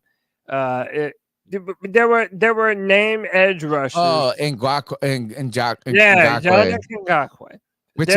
Did he ever even get with a team? Yeah, he just hasn't impacted it to the level. Who's he been? The point being, he went to the Bears or something, didn't he? The point being is, if you have only one pass rusher, give them some quality help to be able to play the other edge, the other 3 or 4 outside linebacker in your Brian Burns, and then we need to go get Chase Young and his busted degenerative knee. Pay him? I mean, you're gonna 1 year have to pay him to be a 1 year warrior. He's gonna have to be a 1 year warrior like Jadeveon Clowney. So then you're gonna have to figure out whether you want to pay Burns and Chase Young at the same time. No, I think you pay Burns and then you just go ahead and say we'll give Chase Young a 2-year deal that's respectable, and you just sink a lot of money into that position.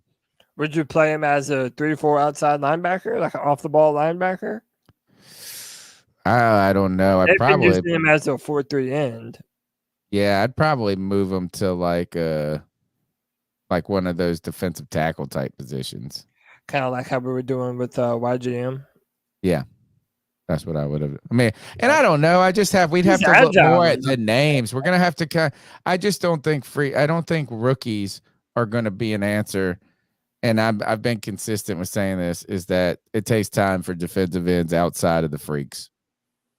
Oh, yeah. Right, to get into the league and make a real big impact. Unless you're drafted by the Pittsburgh Steelers, because they always find some. Yeah. All right, let's take another call. What's up, C3? It's Kyle from Spartanburg. Just for my weekly call, like I've been doing recently. But I just wanted to talk about the defense for a little bit. I know Bryce has had his struggles and could definitely play better, but his defense is not helping him out. So I went back and did some research. I wanted just to see how bad this run defense was.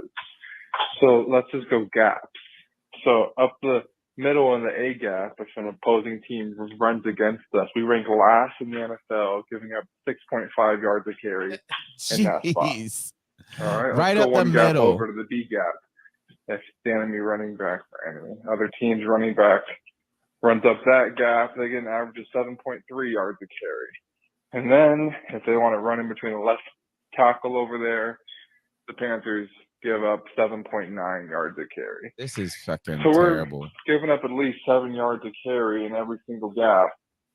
So, I mean, for all the people that are really positive and gung-ho about Derek Brown, you know, I know he's trying his best and doesn't have that much help, but he could definitely be playing better in those situations. So other than that, you know, I'm just hoping for a positive outcome in Houston this weekend. Hopefully Burns can get active and maybe some secondary players can get healthy and come back. But I believe that we can win this game, and I'm just hopeful. But I hope you all have a good show. Thank you very much. Great call. Terrible, terrible numbers to digest. The part that I hate about this, guys, is that this has been something that the Panthers have been trying to rectify for 4 years. You know, this isn't a new issue that the Panthers were facing. We know in the final years of Ron Rivera, particularly when Luke Kuechly was when Luke Kuechly suddenly retired, you know, it's just like, man, Kuechly didn't look good anymore. Not good. That's not right. He didn't look like superhuman. And you were like, oh man, what's this? Because he had lost a step. Yeah. Well, and the defensive tackles he wasn't able to play free. You know what I'm saying? He's he getting didn't have the guy in guards. front of him. Yeah, and stuff like that. So you already saw those signs of that coming. Then you saw the Panthers try to switch to that, force where David Tepper's the first sign of David Tepper's meddling.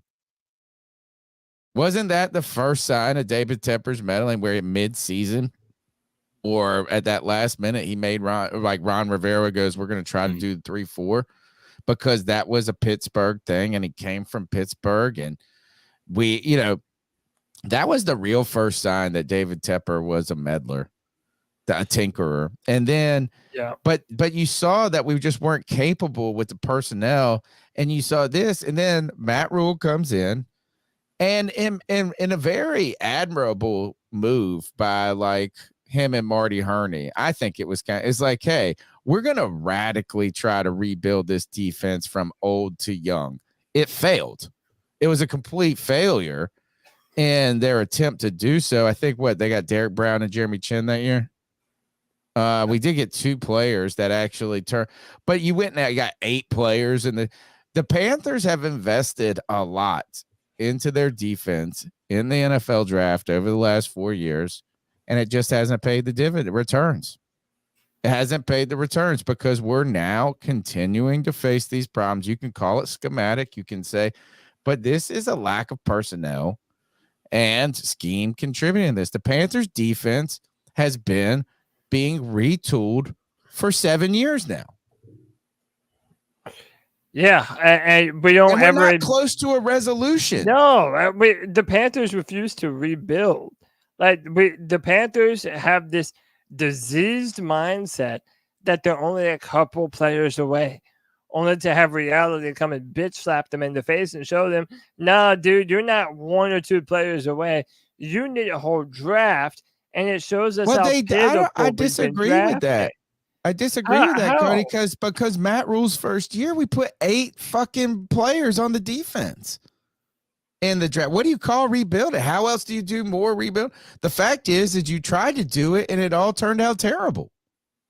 But who were the players that we added that we're not talking about getting rid of now? Okay, Jeremy Chin. That's the point. They didn't work. They didn't work. We went Derek Brown, then we went Jeremy Chin, then we went here. I'll look. What was that? 2020 draft? Right, but here, let's look at the Panthers' last 3 drafts and just see how many. I hear what you're saying, but any of those seasons from 2020 to now, where we averaged just 1 or 2 players away, there was always a bunch of holes on the team, even if you did draft all defense, even if you did draft other offensive players in the later rounds, it wasn't enough. And right now, it's the same scenario. 1, 2, 3, 4, 5, 6, 7 defensive players in that draft. Derek Brown, YGM. Yeah, we went Derek Brown, YGM, Jeremy Chin, Troy Pride Jr., Kenny Robinson, Bravion Roy, Stanley Thomas Oliver, right? You had 1 player right now that's really, and it's a sad thing that we didn't get, that Jeremy Chin is not even it's like from a guy that was almost defensive rookie of the year, right? And looked like in those first 2 seasons he was promising. You go to the next year, man, a lot of draft picks that year. JC Horn, a number 1 draft pick on defense. We didn't go back. We didn't dip into defense until the 5th round with Davion Nixon, Keith Taylor. And then Phil Hoskins late in the 7th. Yeah. But look at this is you still went, you went linebacker in the 4th in 2022. Not on the team anymore. Brandon Smith. Amari Barno. Who has potential. Yep. And then Kalen Barnes, I mean, the 7th, who cares about that? But then this year you went edge in the 3rd and a safety in Jamie Robinson in the 5th. The problem is none of these guys work, Cody. No, none of them ever produced for us. Again, the Panthers have not had a consistent drafter ever. Literally ever. No. I'm trying to think. Is like when was the last time we had a good draft? I don't know, man. Like the best draft that what you mean that we've ever had? Like No, not in the last good draft. I mean, probably that Was one. Probably the one you just mentioned, just because you named 3 starters. who? Derek Brown, YGM, and Jeremy Chin. Like I don't those even are count YG. You well, know, I think you may not, but like those are at least players that have played meaningful snaps for the Panthers. When are you going to find another draft where, okay, yeah, maybe our first round pick looks okay, but then the rest of them is just a bunch of who's-em-a-fuckets. Like it's a bunch of no ones, you know? the last good draft, God, I would say is probably the Christian McCaffrey draft. We went CMC, Curtis Samuel, Taylor Moton. We got 3 players out of it. And by the way, you know what? The biggest, I really think no longer on the team. Here's another thing is that we try to find these pivot points about, or for me, that's like these, like I said, the sign of David Tepper meddling. You know where I really think one of the beginning failures of the Panthers was letting Harrison Butker go. Harrison Butker just kicked another 50. He's kicking 50-yarders everywhere for Kansas City. That was a big one. I think then before that, so you had 2017, we had a good draft. Maybe if you count 3 players. And then you got to go all the way back to 2013.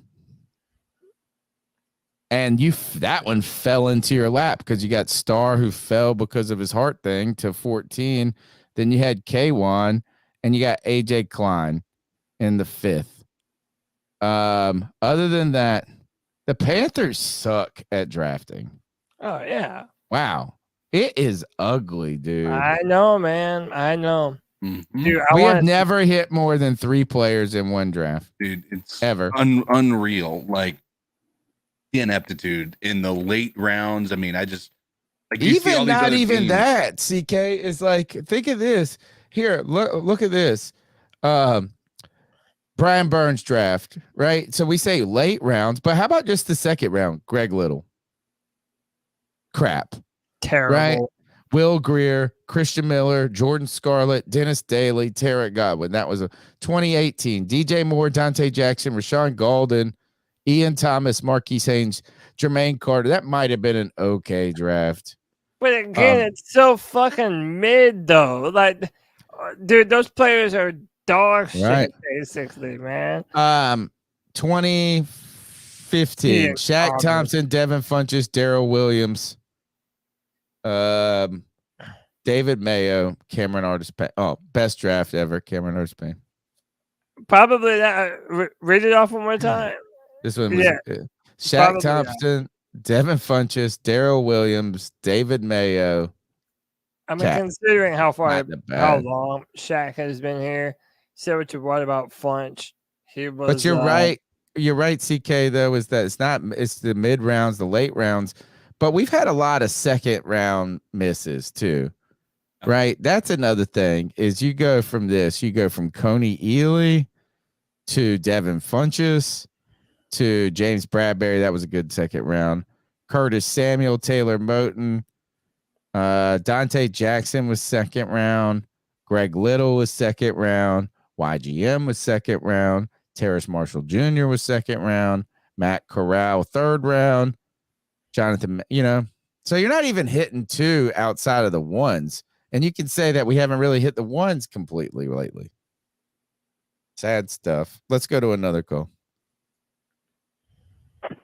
What's up, C3? Excuse me. It's Anthony from Charlotte. Hope y'all boys are having a good Tuesday. Hope you had a great birthday, bro. Yeah. This is a long-ass bye week, it felt like. Good birthday weekend for myself. I drank a little too much, though.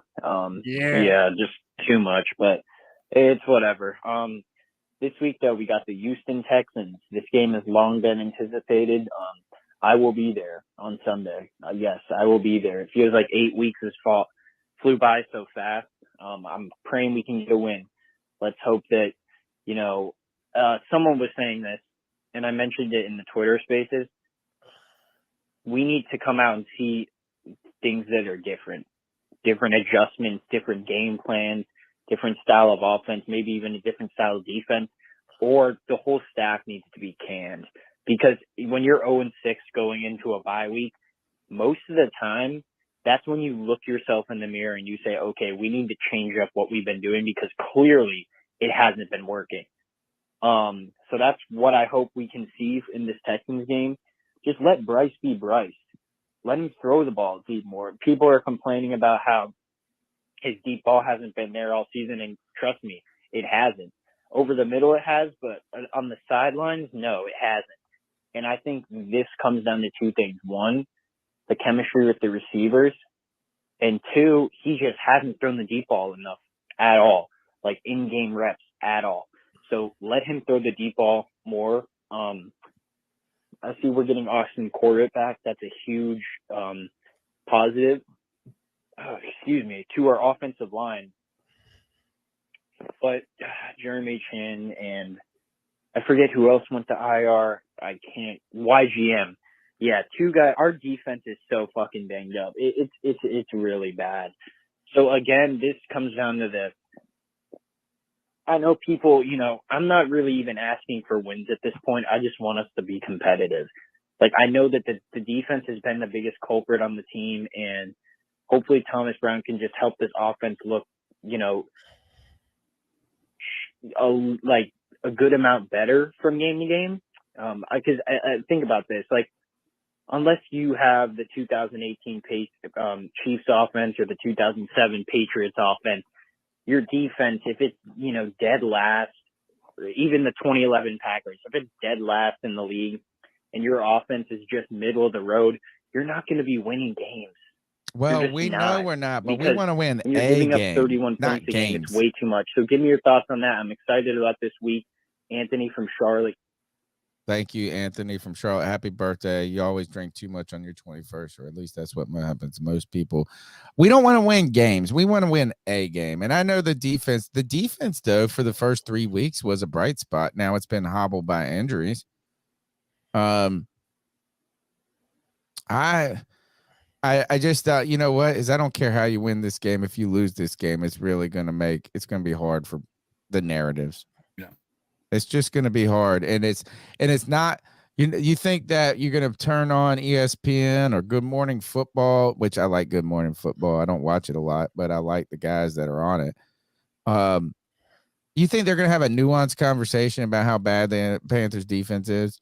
Or they're going to be like Stroud having an epic season, Bryce Young struggling? Like, there's no way that's going to take up all the air in the room. It's the number 1 and number 2 quarterback, and the Panthers had their pick of both. So prepare for it now. As much as you might want to have a nuanced conversation. And look, here at the C3 Panthers Pod, we're a legit podcast. We're going to go through the ins and outs. We'll look at all the fine print and the small details. But the narrative at large and the instant reaction is just going to be based on the performance of the two quarterbacks. And you know what? It's going to be hard for us to not even talk about it. 100%. Dude, look, do you think that I'm not going to be on some shit? I've clearly said that CJ Stroud is my number 1. I'm not hiding from it now, no matter how many Panther fans want to tell me I'm a bad Panther fan. I do not believe that Bryce is a bust. I think that we can build around him and he can continue to get better. But I agree with what Anthony said in that last call. Make Bryce throw the fucking ball downfield, man. Make him do it. Make him do it. I want to know that he can do it, and I want to see some flashes of it. And he's not going to be able to do it unless you call those shots consistently. I don't know if it's been not calling them, dude. I don't think it's just been. I think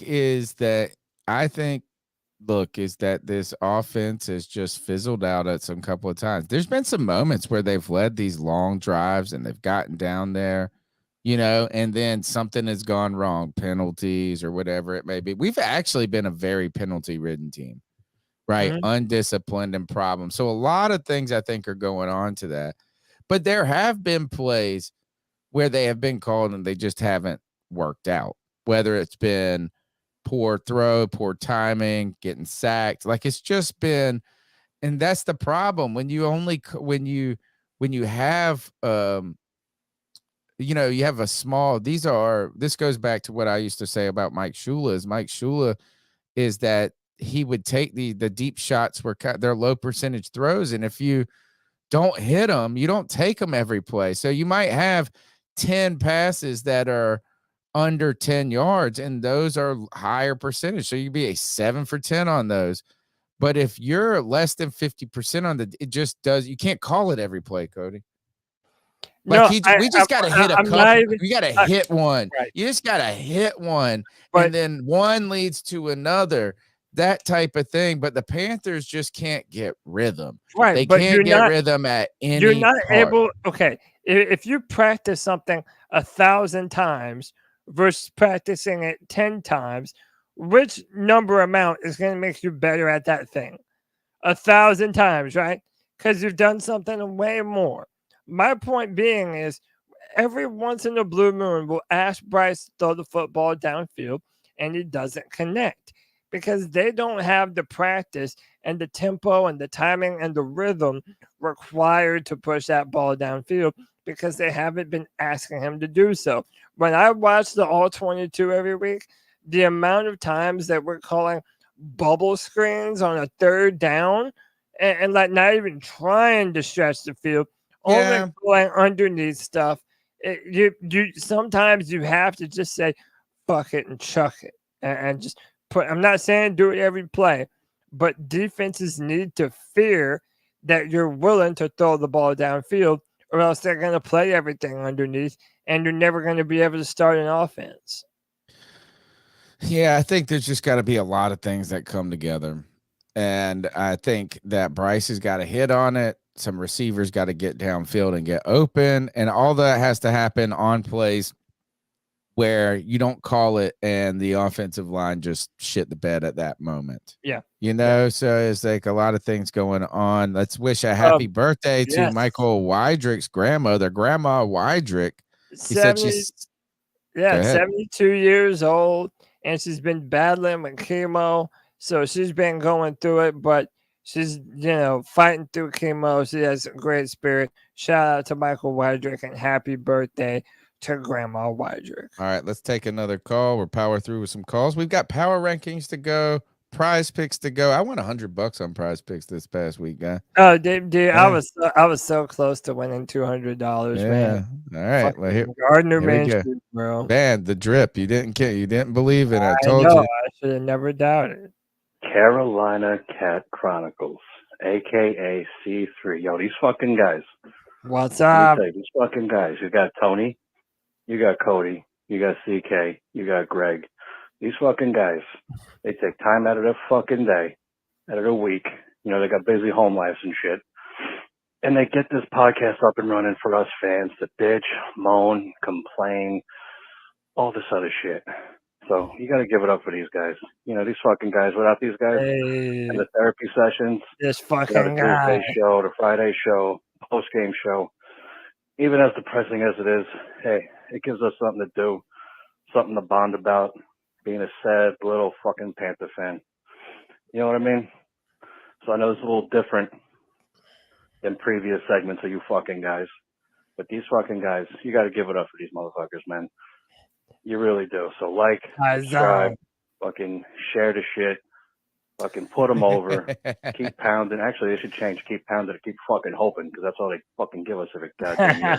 You sons of bitches, fucking jabroni, prick, bastard, jerk-offs. Anyway, love you guys. Love the show. Love Familia. Keep fucking pounding, bro. Keep pounding, brother. A paisan right there. That's this fucking guy, salt of the earth, is he not? Oh man, Monster Subs, Spartanburg, the highlight. It was the highlight of my trip to Spartanburg, to be honest. Is that you think there is like, oh, we're like, Bruce, you could be so fucking you know what? I tell you what that's hope and dreams. I tell you, you go and you get the Godfather at Monster Subs. Or you get those peppers, those stuffed peppers. They're spicy. You better watch out, folks. But man, real look, highlight. Actually, and another thing, The real highlight too was us doing a live podcast together for the first time. I know, man. That Monster was an incredible moment, and it feels as though that's going to be a yearly thing. It's got to be. It's got to be. That's going to be a great fucking time. All right, next call. What's going on, Panther family? D, Sanford, North Carolina. Once again on a Tuesday night at work. I've had time to heal from the bye week. I'm refreshed. I'm ready to be overly optimistic. I will still say that the sky is not falling because now we have an opportunity to have a whole new season. Maybe the season didn't start like we wanted it to, but we have the opportunity to start cleaning up and performing in a manner that we can be proud of, they can be proud of, and we can build from, because that's the most important part. Austin Corbett possibly could be playing. I'm highly excited about that. Something more stable on the line. Oh, and shout out to all of y'all. Tony, Cody, just the whole C3 family. Y'all do a tremendous job. But like I said, we're going to keep pounding. I feel like Bryce is going to show us Sunday while we drafted him number 1. Keep pounding. First win coming to Sunday. Second win coming the next Sunday. I hope so, man. Calling it now. Panthers starting they run. And let's be honest, the NFC South is really not that strong. We're not even really technically that many games behind of the division. Keep pounding, family. Could you imagine? Look, let's dare to imagine for just a moment where all of a sudden we, just like last year when we thought there was nothing to play for, and then you fire Matt Rule, Steve Wilkes is the guy, but then it just slowly starts to turn itself around. God, could you imagine if that happened to us again this year, man? I need it. I need it for a couple of reasons. One is that I don't want to go through another coaching hire right now. No, and I don't want to give the Bears the number 1 pick. No, I don't want to do that. I want to just believe that it can work with this staff and this quarterback.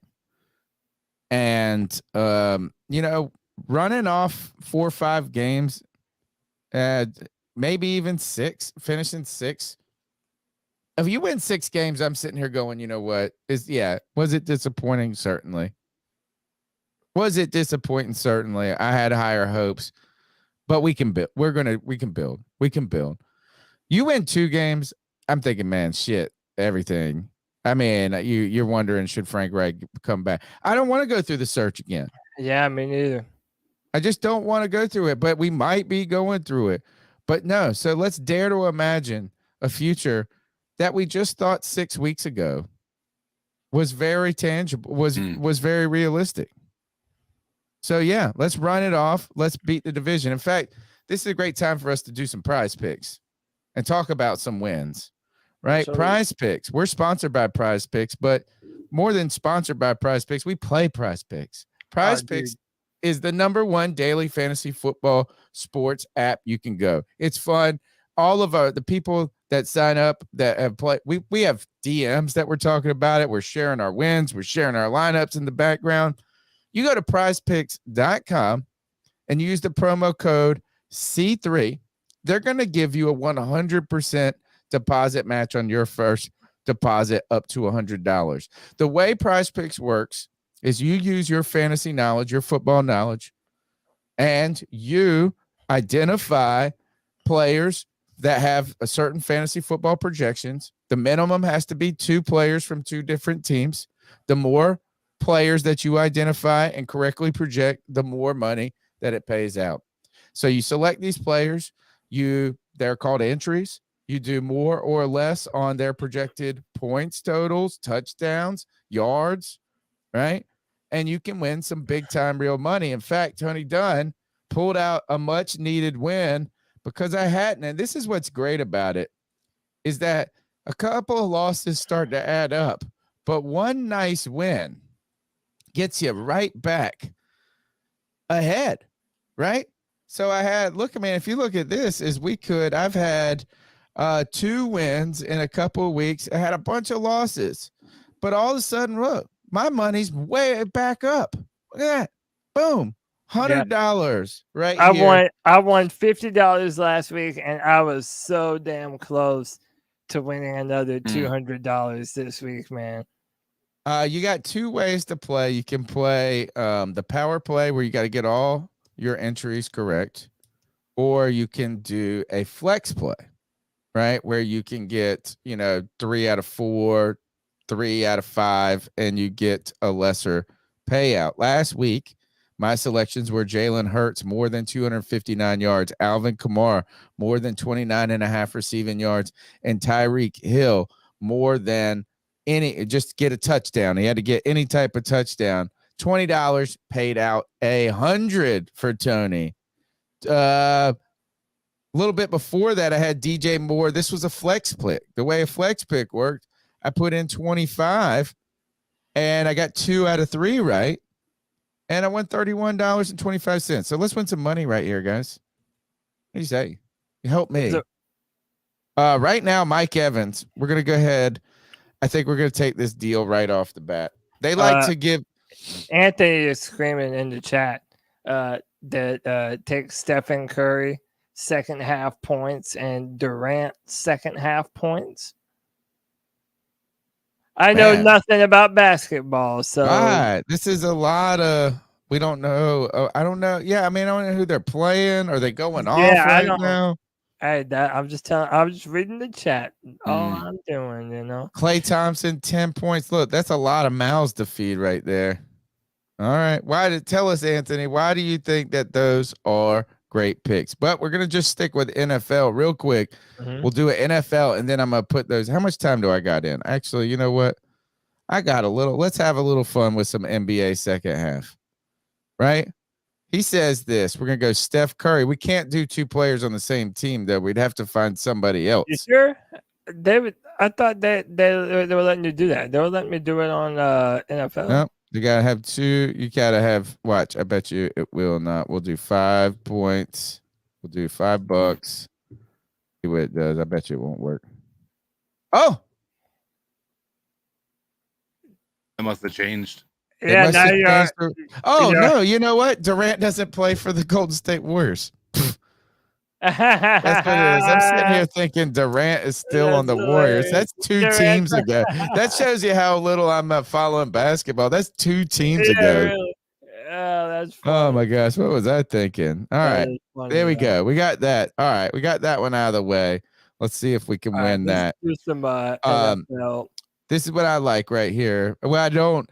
They always give you these deals. You only get 30 more minutes to do this. Why? What are they playing? They only have these at a. They only give you some of these projections. Promos. Yeah, this is a good one. I tell you this. 30 minutes, y'all. If y'all want to jump on Mike Evans at 34.5 receiving yards, which is 44% off. That's one play. He had that in 1 catch in the last game. Do hit the white arrows. I mean, literally the past 5 games has been over that yardage amount. So if you want to get on that, I always, what? I'm a little always sus on these deals. They always have a good way of like sucking you in on this one. But we do that. Might jump in on that. Diggs 86. That's good. Oh, look at this. I like this. Let's just take Thielen every week. You have to. Right? Let's do. I'm gonna do that. You know what we need to do is who is rushing. I'm gonna do, Tony. I'm gonna whatever entry you put in, I'm gonna do an identical one. Okay. Man, we can't get a rushing yards. They don't have a running back. Yeah, it's early. So right now they don't have all of the ones that we'll have on Friday, for example. Anthony said Jalen Hurts. All right. I wish we could just pick. You know what? Think about this. Is just go whoever's the running back playing the Panthers each week. You should just go more than. Yeah. Check out this one. AJ Brown's on a historic run right now. I like that, man. Look at these numbers, dude. Oh, look at this. 137. He's had over 125 yards in 1, 2, 3, 4, 5 games in a row. That's crazy. They're thinking, man, it's going to be the time to drop off. You have more. You have more. Click more for Adam Thielen. Or did you? This one? Yeah. You already. Oh no, I haven't done. Yeah, I got to do the. Yep. Yeah. Okay. Anthony said the Russian touchdowns for Jalen. I feel like this is a lock each week. Who is it? Oh, it's every other week right now. Kelsey's getting a touchdown. See. Hey, how about Puka Nakua? He's at 70.5 receiving yards against Dallas. Against Pittsburgh, he went for 100. Where has Calvin Ridley been, dude? I'm not sure, man. Pickens. Ooh, Pickens is a good one. They're starting to cook a little bit. Playing Jacksonville. Oh, I kind of like that. Cooper Kupp is back. Let's see. Let's do a couple. Let's see. Rushing yards. Cook. Allen, 23.5 versus Tampa. Najee Harris versus Jacksonville. Travis Etienne. He's been cooking, but it's all receiving. Swift. What's his look like? Man, where have they been at? See, that's going to grind down. Oh, Washington. Don't know if I love anything. Let's see. Passing yards. Let's see. Allen versus Tampa Bay. He's probably going to blow it up. And rushing yards? Oh, Bryce Young. 210. What do you think? Oh, is that passing yards? Yeah. Oh, man. Gardner Minshew. Well, New Orleans defense is good. Jalen Hurts versus Washington, 254. That's going to slow down, though. But look, I don't like this is a trap game. Not a trap that they're going to lose, but it's going to be like a 17-14 game. Lamar, this is the truth right here, dude. Did you guys watch it? No, he fucking is cooking, dude. He is cooking. Oh, I like this. Look, I'm going big time right here. They have 43.5 rushing yards for Lamar Jackson. And I would be tempted to go less since he's been passing the ball more. Right. I know. I don't look at this. What if we did? I wonder, can you duplicate this entry? Can you do this as a power play? Why and is it do only it as a 1, 2, 3, 4? I kind of don't think so. See, watch this. Let's see if we do this. 10. $10 plays 100 there. And then look, can we do the same entry? Who did I have? Bryce. We'll do one more. Let's do a flex.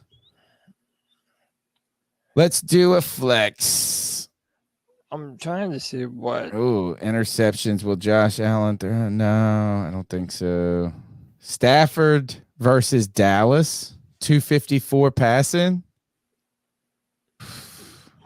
I don't know about that one, man. What, you worry about their pass rush? Yeah, I mean their pass rush is decent. I don't Trevor know. Lawrence not been passing a lot.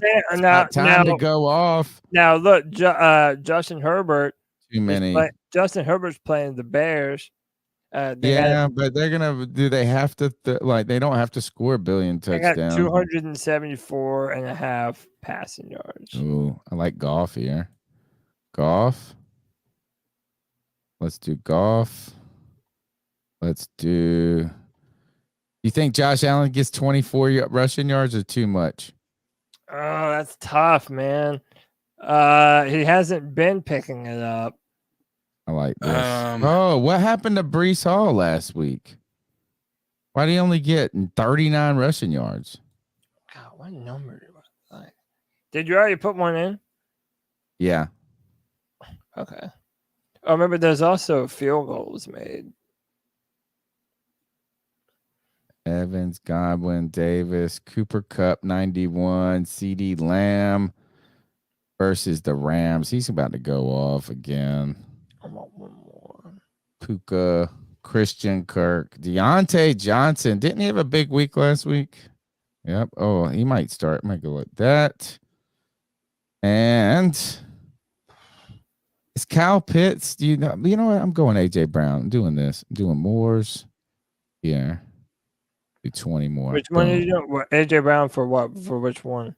More than 88.5. Receiving yards? Yep. He's had 120. Man, unless he just falls off this game.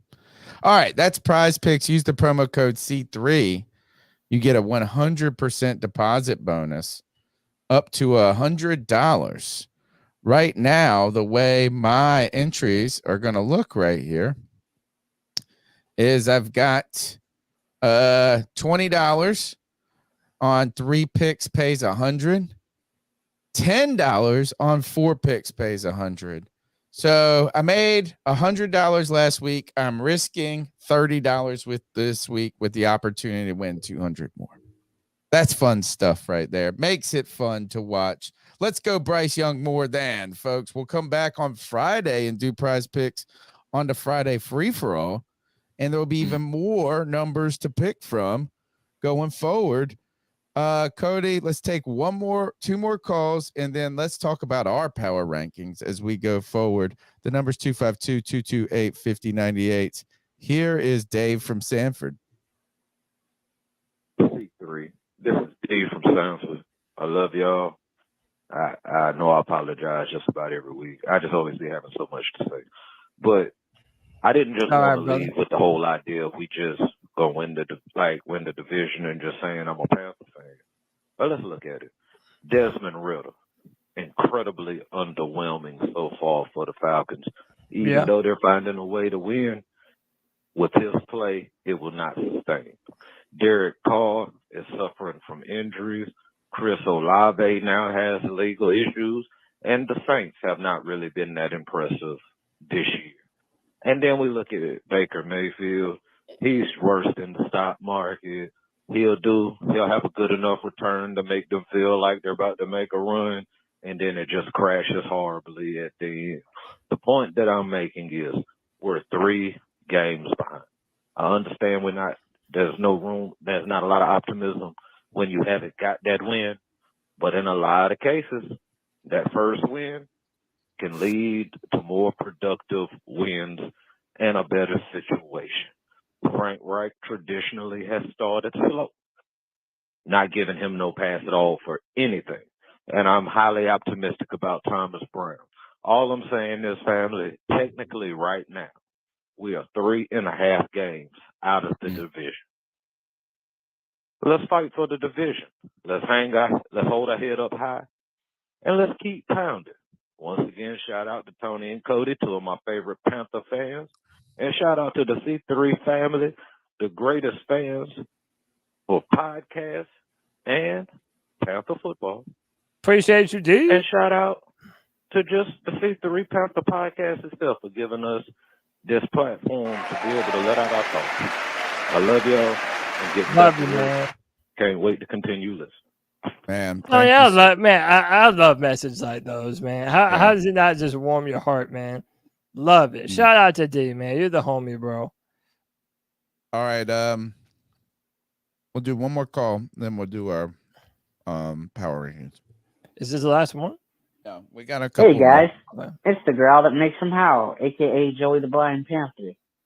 Calling to talk about something that I deliriously thought last week, and my friend actually said I'm not crazy. And then, hear me out.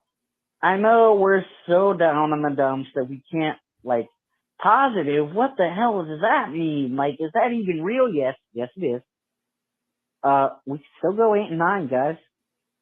Because 2 things happen, and I don't think. One is inevitable; it will happen because thank God we haven't lost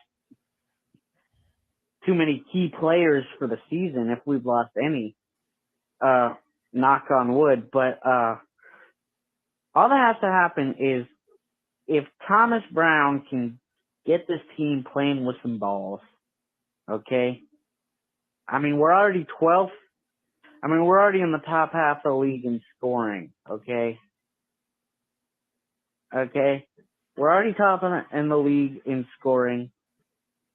And with this bullshit. So if Thomas Brown gets these players to do things that they're not doing, that they need to be doing, it would stand the reason that we would be even better at scoring, okay? And then if we get a few players, especially on defense, where we're like paper thin, if we get some of them back from injury and our defense doesn't look like a shit show like it looks now, like we've been beat 186 to 105, okay? We've scored 105 points with this bullshit. We've gained up 186. Okay, our defense is clearly the freaking problem. But I think if Thomas Brown can energize this team, we can get a few players back from injury, we're not going to finish the season the way we are now, guys. I know you all, are talking like that. And guys, let's not worry about tanking because Chicago has our pick. So no tanking this year, guys. Anyway. Wow. Yeah. I actually went and power through. Some people asking for their calls to get played, so we'll just do this real quick while they're here. Hey, what's up, C3? This is Al. This is Al. Just wanted to say what's up, bro. What's up, Al? Family, I don't know, dude. Just want to say hello, and hopefully we can win this week and we can start progressing. All right, guys. Later. Here, he's got another one. He said he got a little bit more to say. Thought it over. Oh, yeah. Okay, I got a better call now, guys. This is Al again. Yeah, man, Hayden Hurst has never been that good. I've told you guys this. You guys want to make him seem like he's like a Mark Andrews or a Kelsey Light. No, bro, he sucks. He's always been the same trash. He's on his fourth team. He's not that good, dude. He's never been that good. He would never be that good. He's a Jag, another player. He's just another guy. All right, guys. Thanks for taking my calls. I want to hear them. So thanks, guys. Later. I mean, it's not an incredibly far out thing. Who were we looking? We were, let's see. I'm trying to feel if there's any basketball. I'm trying to watch this basketball in that game now that I got this prize pick on it. What's up, C3? JJ calling in real quick. And I don't know. I just wanted to give my quick 2 cents, if you know what I mean.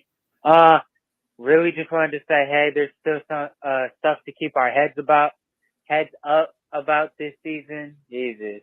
I still think, there are some games we could look forward to. We could win. I think, maybe we could win this week, honestly. I really challenge Bryce Young to play one of his better games of the season this year. If there is a game this year that he was circling on the calendar, it was probably this one, just like every other fan of the Panthers was probably circling this game on their calendar. And so Bryce Young, up a bye, hopefully there's some good things to be had, Hopefully Miles Sanders is out again. I'm sure a lot of people will agree with me on that. I think it's clear Chuba Hubbard's better. I think it's time Tony Dunn starts to admit Chuba Hubbard's been putting in work this year. Even if he isn't the greatest running back ever, he's still gotten better, man. And I think credit's due where credit is due, even though we are always 6 and everyone sucks. I still give credit for Adam Thielen being our best player this season. But yeah, still things to keep our heads up about. We got Austin Corbett coming around. Well, hopefully we have JC Horn coming back around the corner here soon. Hopefully we get a few more wins. I hope people come on Twitter Spaces for Monday and Thursday shows at 6:30. Follow DJ Skills Panther Pickle and join us with Cody on the Friday free fall. Yeah, Jesus. And film studies coming up soon. Nothing too much more. shout out my Buckeyes for getting that clutch win this past weekend. And yeah, just keep pounding it, all 20 C3. What kind of credit? I don't understand what kind of credit everybody wants me to give Chuba Hubbard. Man, like we haven't even had a 100-yard rusher. It's like, okay, Chuba Hubbard is the best running back on the team right now. How about this? Say he's better than Cameron Orange Payne. That's not true. It's not even close to being true. Oh, okay. No, not even close to being You true. say that, but I feel like it's apparent. It's not even apparent. Okay. I wonder if Cameron Artist Payne. We'll see. Let's look at career yards. I don't know. You know what? It's who cares? It's so easy to get you down a rabbit hole, dude. I'm not doing. How everybody doing today? It's me, C-Dog 1983 TV. C-Dog? So again, it's me, C-Dog 1983 TV. We got you, brother, my man. So I'm trying to make this shit short and sweet, man. I've been waiting for this game all season, especially that we are 0-6.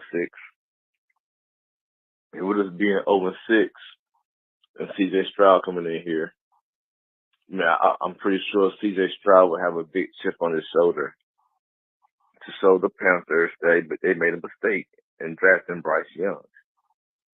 You know, then you think about it, man. D'Amico Ryans is an ex-player, ex-NFL player, just like Frank White. In his first season, and already doing better than Frank White in the draft, and it's about coaching and winning games, you know, this season.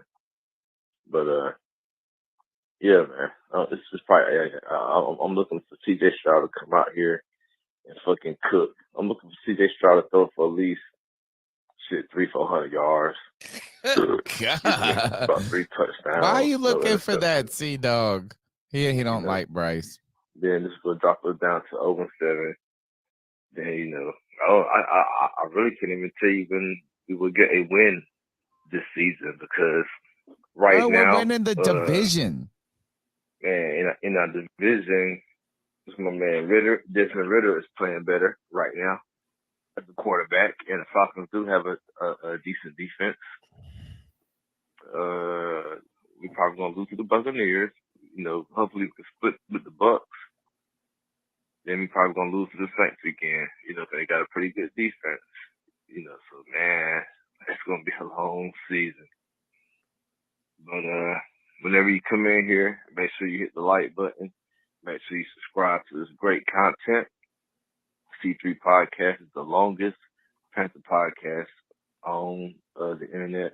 10 years going strong now. They're live every Tuesday. They got the free for all every Friday. And then they got the game simulation on Saturday. And everything. But I hope everybody has a great night. He's a brand ambassador. Make sure you eat good this Sunday. Make sure you got some beer, some liquor, some good weed. You're gonna need it, man. For this roller coaster ride of a season that we're going through with Frank White. And then real quick, let me say one more thing.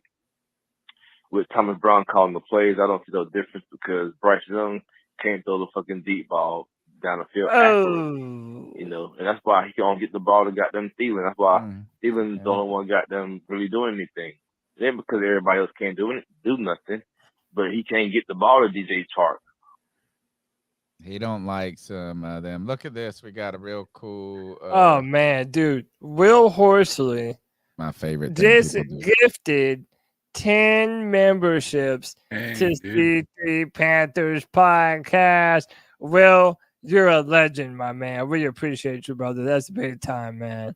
It's an awesome way to support the podcast, right? It's not only can you become a C3 super fan for just $1.99 a month. By the way, Jonathan Mingo catches a touchdown this week. We're giving away a Mingo jersey to one of these C3 super fans. Yeah. Right. But I think this is what's cool about this gift is not only do you support the podcast, but then you get other fans that are in the chat room more involved in the show. So you're good. It's like a double dip of goodness by gifting memberships. All right. We're fine. We're just going to finish the calls out and then go for How's it going, guys? It's C3 Coach Kurt. Kurt, what's up? I just want to call and talk about some possible, current free agent signings that we could do instead of trading the boat. You know what I mean? like, because as a free agency, like right now, guys that are looking to still play that may be a little older on the, veteran side of things. Yeah, people like Leonard Fournette. I mean, Jesus Christ, we all know that would put Miles Sanders at, our third running back position, or just cut Miles or trade him something. I don't know, like just take the loss on the fucking contract, honestly. But Leonard Fournette would be like, a nice solid guy for, your third and shorts, or doing a tush push with Bryce Young. Leonard Fournette just picking up Bryce Young and tossing him for a fucking yard. But no, then you got guys at wide receiver like Jarvis Landry. I mean, I know Jarvis is also a bit older and he's on the veteran side, but I mean, Adam Thielen's older than him. I feel like Jarvis Landry has not a lot, but still a bit in the tank that would give, Bryce another viable, target to throw to. I know he's not the stud he used to be, but still Jarvis Landry, he's still looking for a job. I mean, if it's anybody that needs a receiver, it's us. Then you got, like, our offensive line could definitely use Taylor Lewan. I mean, that man's sitting at Barstool doing podcasts, making millions doing that, and we could use him at guard. Like, I know he doesn't want to play guard, though. He wants to play a tackle. But put his big ass at guard, and Austin Corbett comes back. Like, that would be a tremendous rotational. You could put him at tackle, put Icky at absolutely guard. Nobody to be able to step up. There you go. Now you're talking about language. Would be huge. And then we could add depth at our defensive line with Akeem Hicks. I'm pretty sure he's like 30 years old, and he's not the best, but having a depth piece like that with a veteran would be huge for us on our defensive line. And then in our secondary, someone like Bryce Callahan, who was on the Chargers. I mean, our secondary is just lacking at the corner position, so having him, another veteran presence in our secondary, would be huge too. I mean, I feel like there's just so many options instead of selling the house, so. Yeah, man, really good. I like that. This is innovative or different angle like thinking. Terrace going to the Bengals and like a third pick in Terrace for T. Higgins. I mean, Terrace Marshall reuniting with Joe Burrow. And please get him out of here. I'm done with Terrace Marshall Jr. I'm finito, finished. And I hate to say that about somebody. I feel like I'm being mean, but I had Cody telling me he's like going to be the next best thing ever. And then I was so reserved about it. I was like, I'm not buying into it. I'll believe it when I see it. I need Panthers never get a second. And then I started to believe it. I was like, oh, last year you get a little bit, and then this year is going to have opportunity and new coaching staff. And guess what? Same fucking dude. The other piece, the problem I had with some of the names, Jarvis Landry is going to basically do exactly what Adam Thielen is. So I don't think that does anything for our team in a positive way, because Thielen's playing the slot. We're not going to run two slots all the time, right? That's not an effective offense. The other thing with regard to Hakeem Nicks, we have Justin Houston. Again, we're 1A and 1B type of a situation with regard to those guys. I don't know that now with YGM going out, do Houston and Nicks do a rotation? Maybe I could see that being valuable, but I don't even think that they're giving Houston 50% of the reps. From what I've seen from him on the field or lack thereof, it feels like the dude's barely out there. So I don't know. Like I said, I just don't want to be in a situation where we start buying again and we're back at square one. You know what I mean? Yeah. Yeah, I mean, I think at this point though maybe the point though to it is that these are some band-aids that could help you this season weather the storm, right? Potentially without sacrificing future with it. Is like you're talking about bringing in maybe one or two of these guys just for the rest of the season, and that's it. But I understand you're dipping deep in the well with Taylor Lewan. I mean, isn't he the one that's on the bussing with the boys? Yeah. Yeah, and he's why would you want to come back to the NFL if you've made a name for yourself podcasting? And he probably lost a ton of weight. Like, is he even football yeah, ready? that's what I'm saying, man. Like, I don't even. Nah, he's sitting comfy right now, man. I mean, Wow, yeah, and now he's got a tranny girlfriend. Who?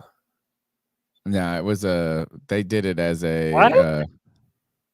it was a joke. It was like they put out a picture of them together, and you didn't ever see this? Yeah, no, that Jeffree Star. Yeah, I mean, it was not like yeah. it was. They did it on purpose. It was like a right. They were trying to. But that was just now. I'm just buying into it. All right, I wanted to go to this. First is that I was thinking about this. Is just after this week. You know, I go on Pirate Radio each Friday, and we do picks, NFL picks each week. Not against the spread, but just straight up picks. And we keep up with the record all season long.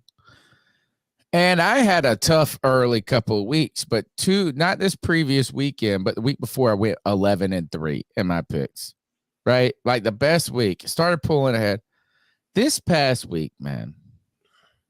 Now, thank God, is like the entire panel was so terrible. But I did so bad this week that like we almost should just not talk football. And I want to tell you this is that I got, and I think I might have done the best out of the whole panel. My friend went 3 and whatever he said, but I really felt like a lot of the scores from this past week, there was some real big upsets that were problematic that no one really could have. I mean, I think it would have been crazy to, hold on, stupid noise all the time. What was this, week 7 we were in? This past? Yeah, we are. Yeah. So like, look, is the Bears over the Raiders decisively? The Bills over the Patriots over the Bills. Like, who's gonna get that? Pick that too. You know, the Giants. I missed the Giants over the Commanders. I missed the Bucks. Oh, I had the Bucks over the Falcons. That one was a coin flip. The Steelers go west and upset the Rams, but you had the Broncos beating the Packers. You had and the Vikings over the 49ers. I got the Eagles right. I think I went like 6-7 or something like that, or 5-6 or something negative. But it made me start thinking about what Cody says. Is that after week 6, we really start to know who is for real and who's for not. Right? Is that you always have these teams that start out 3-0, 2-0. They're bad. You have a team that starts out 1-3 and they turn out to be good. This is Big Cat from Barstool. I just looked up this. This kind of was just funny to me. His rankings were, let me see. I'm going to pull it up on my screen just so I can see it better. He went juggernauts, Super Bowl contenders, almost Super Bowl contenders. If things break right, a chance, just saying. Super Bowl contenders if the season started week 7. Fraud watch, bad teams right now, frisky and fun. Not the number 1 public university in America. He doesn't like Florida, obviously. Cheaters. He doesn't like Michigan either. Derek Carr, formerly Kirk Cousins, he has sick of their shit. Josh McDaniels is fat and dumb, ass and super ass. The Panthers are in the super ass category. I thought that it was just funny. Let me see. He said, let's see, frisky but fun. Which one was that? Frisky and fun. The Colts, the Texans, and the Falcons. His top 5 are the Eagles, the Chiefs, the Ravens, the Seahawks, the Jags, and then he's got the Bengals, the Cowboys, Jets, Steelers. That's weird that he has the. I mean, the Jags are a good team, but I feel like most people probably don't have the Jaguars. I don't think they're there I think yet. a lot of people probably don't think that. But if we go to Dave Jam, so I looked at him more. Yeah, Yeah, it's like this is a real list. And so, Cody, if we go down this, can we just quickly run through the list and tell us who week 6, we're in week 7, we're going into week 8, right? Yeah, that's right. So let's just make it simple. Let's label them contender or pretender. Well, how about there's got to be 3 levels. Wait, okay, or just bad. Or so we want pretender. We won't get the reason why I make my week 6 demarcation, right, is because you can have a really good team through 6 or 7 weeks of the season that will then proceed to fall off the map the latter half of the year. And I feel like this happens almost every year. So, yeah, let's do contender or pretender, especially with the top of the list. Chiefs, Eagles, contender. Yeah, easy. That's so easy, man. There's a question about the Philadelphia Eagles, but yeah, they're still contenders. This is wild to me. Lions, Dolphins, 49ers. All right. People are going to get mad at me for saying this. Maybe so, maybe not. I think the Detroit Lions got exposed, and I do not feel that they are a legitimate contender. I feel like they're a feel-good story right now, but I don't necessarily know that they're going to keep this up. Yeah, they were a feel-good story. I mean, they're still 5-2, but it's like at the same time. I say contenders, but I hear this. I hear what you're saying. Like Dan Campbell, that's why. No, I think that they have enough pieces on offense and defense to be a contender. I don't think they are flash entirely in the pan, but I think that the Lions and Dolphins both suffer from the same syndrome, and that is they can't go on the road. They can't win the big game. The big game. The Dolphins can't beat. The Dolphins were 5-1 before this game. Guess what? They couldn't beat the Bills. They need to beat the Bills. That's a statement, right? You go to Buffalo, you beat them. It's a statement. The Lions going to the Ravens, winning that on the road, statement. Could be a statement game. They just couldn't. They got blown out. I picked the Ravens to win. I wasn't going to be wooed by it. I picked the Eagles to win. I won't go be wooed by it. I think both of these teams are contenders, but they also are pretenders until they get over that hump and beat a game that they aren't supposed to win, basically. Or that's a tough game. You know what I'm saying? Where they're just not favored. It's not playing the Panthers. It's not playing whatever, right? Is that you got to go on the road and beat the fucking Eagles if you're the Dolphins and you're for real, and until then you're pretender. So I'm kind of they're contender pretender for me. I think there's a pretender potentially in the San Francisco 49ers. This one what do you think? Why do you think I mean, it's 2 weeks in a row. Last week they went up against the Browns, who have a really good defense, don't get me wrong. But the Colts just scored 40 points on that defense. And they were going up against PJ Walker the entire game. PJ Walker apparently didn't look great in that game. And Brock Purdy didn't look good. Then we go to this week, and Brock Purdy looked mediocre. He looked pretty good. No, man, he was balling for a little bit, dude. Like he was. He might have had for a good. Maybe for a quarter and a half. But after that, the dude fell. Like he was just. I think I turned it off. He crumbled. He crumbled, dude.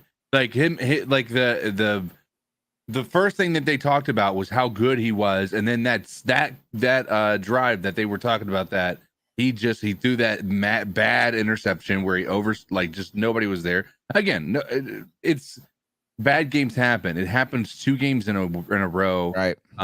They were able to shut down that offense pretty much. He had 2 picks. Easily.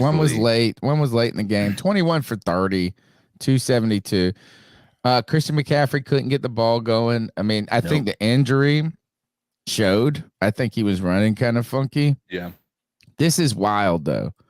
You want to know why they lost? Kirk Cousins dropped back for 45 attempts, and he didn't get sacked one time. But that's not all. That's not just because, like, That's insane. You got that defense, you got that, and you don't get sacked. He did have some good protection, but he was evading some like he was able to pocket. His pocket presence was immaculate in that game. Like I've never seen Kirk Cousins play a game as well as he played that game against the 49ers. He was, I think they were telling me some insane stat on the during the broadcast. He was 15 for 15 for passes beyond 15 yards at one point. Or 10 yards. On Monday night, unheard of for Kirk Cousins. 35 for 45, 378, 2 touchdowns, interception. Cody, are the San Francisco 49ers contenders or pretenders? I think they're pretenders. What? Yeah. They got too much talent to be pretenders. Okay, and yet all they can do is make it to the NFC Championship game, and they never get over the top. They went to the Super Bowl that one time, and I don't see what's the difference between Jimmy Garoppolo and Brock Purdy. Like they've never been that team that can get over the edge. I think Philadelphia is way more of a contender than San Fran. I know they've got the talent, but dude, every year it just ends up being something for San Fran where they don't end up pushing past that final bit that they can't get by. I don't think they're doing it this year either. If I redid this list, I would go Kansas City, Philadelphia Eagles, Baltimore Ravens. The Ravens are my number 3 team. The Ravens are incredible. The Ravens are a good team. And Lamar Jackson is balling, bro. He is balling out. And on top of that, we bought into that stupid narrative because we listened to a couple of national guys and we hadn't watched the Ravens at all. They're like, their secondary's hurt. These mugs are freaking playing. They blew out the Lions. Lions had nothing, man. They beat the brakes off them dudes. They're contenders. You talking about the 49ers still? No, the Ravens. The Ravens. Oh, okay. I was going to say the Ravens are better than all of the 3 teams ahead of them on this list. Oh, I agree. I think just based on what happened against, I mean, the fact, how can you put them? I know it might be just because I don't know if he's got them ranked by their record right there. But because all those teams are 5-2, though. Right. Lions, that's what I'm saying. Dolphins, but 49ers. Even with that, there is absolutely no justification you can give me as to why you've got Baltimore, the Lions, below the Lions. Right. That may make no sense. They just beat the shit out of them. They beat it was 35-0 in the fourth quarter until they got some garbage time touchdown. Like that was unbelievable. They had nothing for them. It was a clinic, bro. I do think that the Dolphins are a contender because I like their offense. Like all of those things that they have. Yes, they lost, but I like their team. I like their coach. I like their skill position weapons. I like their defensive front 7. I like that team. I think they're the same as the Lions to me until they can get over the hump. You know what I think it is? I think they're the same as the San Francisco 49ers. And the reason I say that is when you look at their wins are against the easiest teams in the entire NFL. And their losses are against the only teams that have been able to challenge them. And that's what you have. 49ers, you might make an argument about the Cowboys. There's a lot of questions about the Cowboys, this year with what the performances Dak has put out there and what have you. But Miami hasn't beaten anybody that is going to make you say, oh, my God, Miami did that. You're going to see that, they blew out the Panthers. They blew out the Broncos, but they were shut down. They were shut down by the Bills. They were absolutely shut down by the Eagles. This was not I don't think it was even close to the skill level of what the Eagles had versus what the Miami Dolphins had. I think they're borderline of being pretender right now. I agree that I think they're in the contender rank right now. But I think they're borderline pretender. I feel the same. I mean, I'm the same about the Lions and Dolphins. They're kind of like all got. I think the 49ers have the most balanced group out of all. I'm not ready to get rid of them just yet. Jags. Pretender. I mean, everyone knows I'm a Trevor Lawrence fan, but I would also say pretender, man. I don't know if I don't know if their offense is consistently good enough. Now, they played better down the stretch. So yeah, I think they're pretty good. You know I what? think they're pretty I'm good. I'm not out on the Jaguars yet. I think they can be a contender. That's the easiest division out of. Well, I mean, the Lions are in an easy division too. Yeah, I'm not ready to give up on Jacksonville. By the way, I'm not necessarily giving up on the Lions either. I just don't feel like they're ready. Yeah, I don't feel like I feel the Dolphins. They gotta like beat somebody. At least the Jaguars made the playoffs last year, and they won a playoff game. Yeah, but they have a shitty division. Yeah, I know, man. But I just think that down the stretch that their run game is going to be their saving grace. Are the Steelers secret contenders? No. Why? Their defense is the only thing that's good about that defense, but no, they've got Pickens. They've got Deontay Johnson is back now. They've got talent. It's just can their offensive coordinator pull his head out of his ass, and can Kenny Pickett get rolling? I think they're secret contenders. I think their division is probably going to prevent them because they've got to deal with the Ravens. And I don't think they'll have enough to maybe make the wild card in the AFC. Seahawks, pretenders. I can't buy into it just yet. Yeah, I mean, it's hard to see what they're going to be. I'm borderline. I think I want to put them in the contender category. But I think, like them better than the Steelers? Yes. Wow. I think they're a more well-rounded team. Browns. Pretender. Me too. I'm not. Deshaun Watson is the most fraudulent player ever, dude. Right. Yeah, he can't even stay on the football field at this point. What a piece of shit he is. Can I tell you something that might be a bit controversial? There's no difference in my mind between the Browns and the Steelers. Oh, I would say the Steelers' offense could be better. I think the Browns' defense is a great defense. Like last week they didn't like they, the Colts put up a lot of points. I know, but the drip got them. But dude, I'm telling you, when you have a game changer like Myles Garrett, man, like they have enough.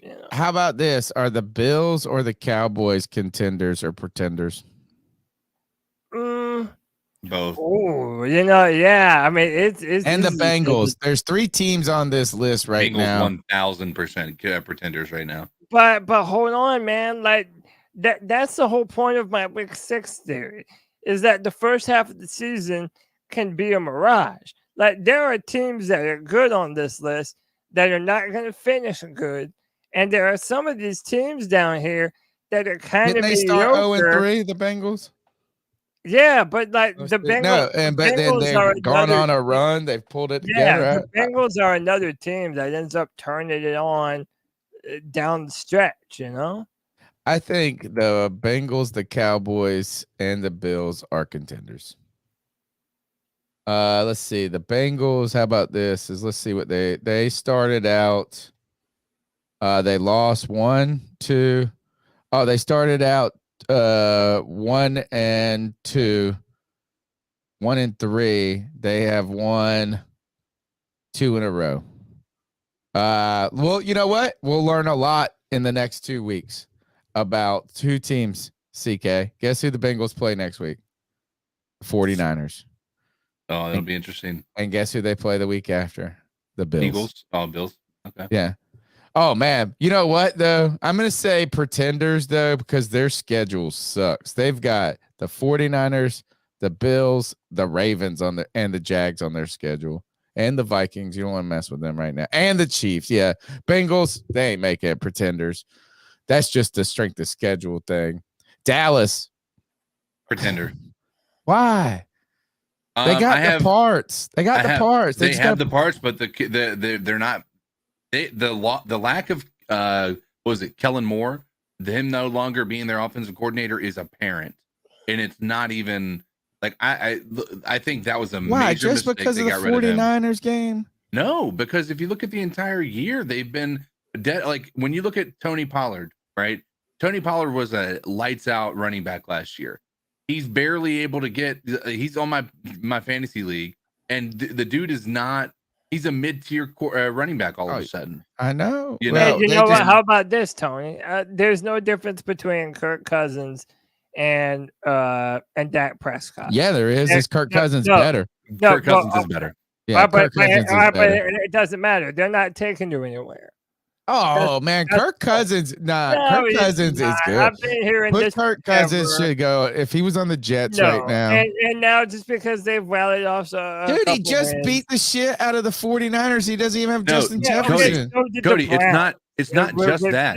Walker. It's not just that though. If you look at Kirk Cousins' stats for the year, he's a top 5 quarterback in the league right now. Yeah. Yeah. Okay, but every year he's the top 5 quarterback. No, he's not every. Yeah. No, at what point you got to put a team around him?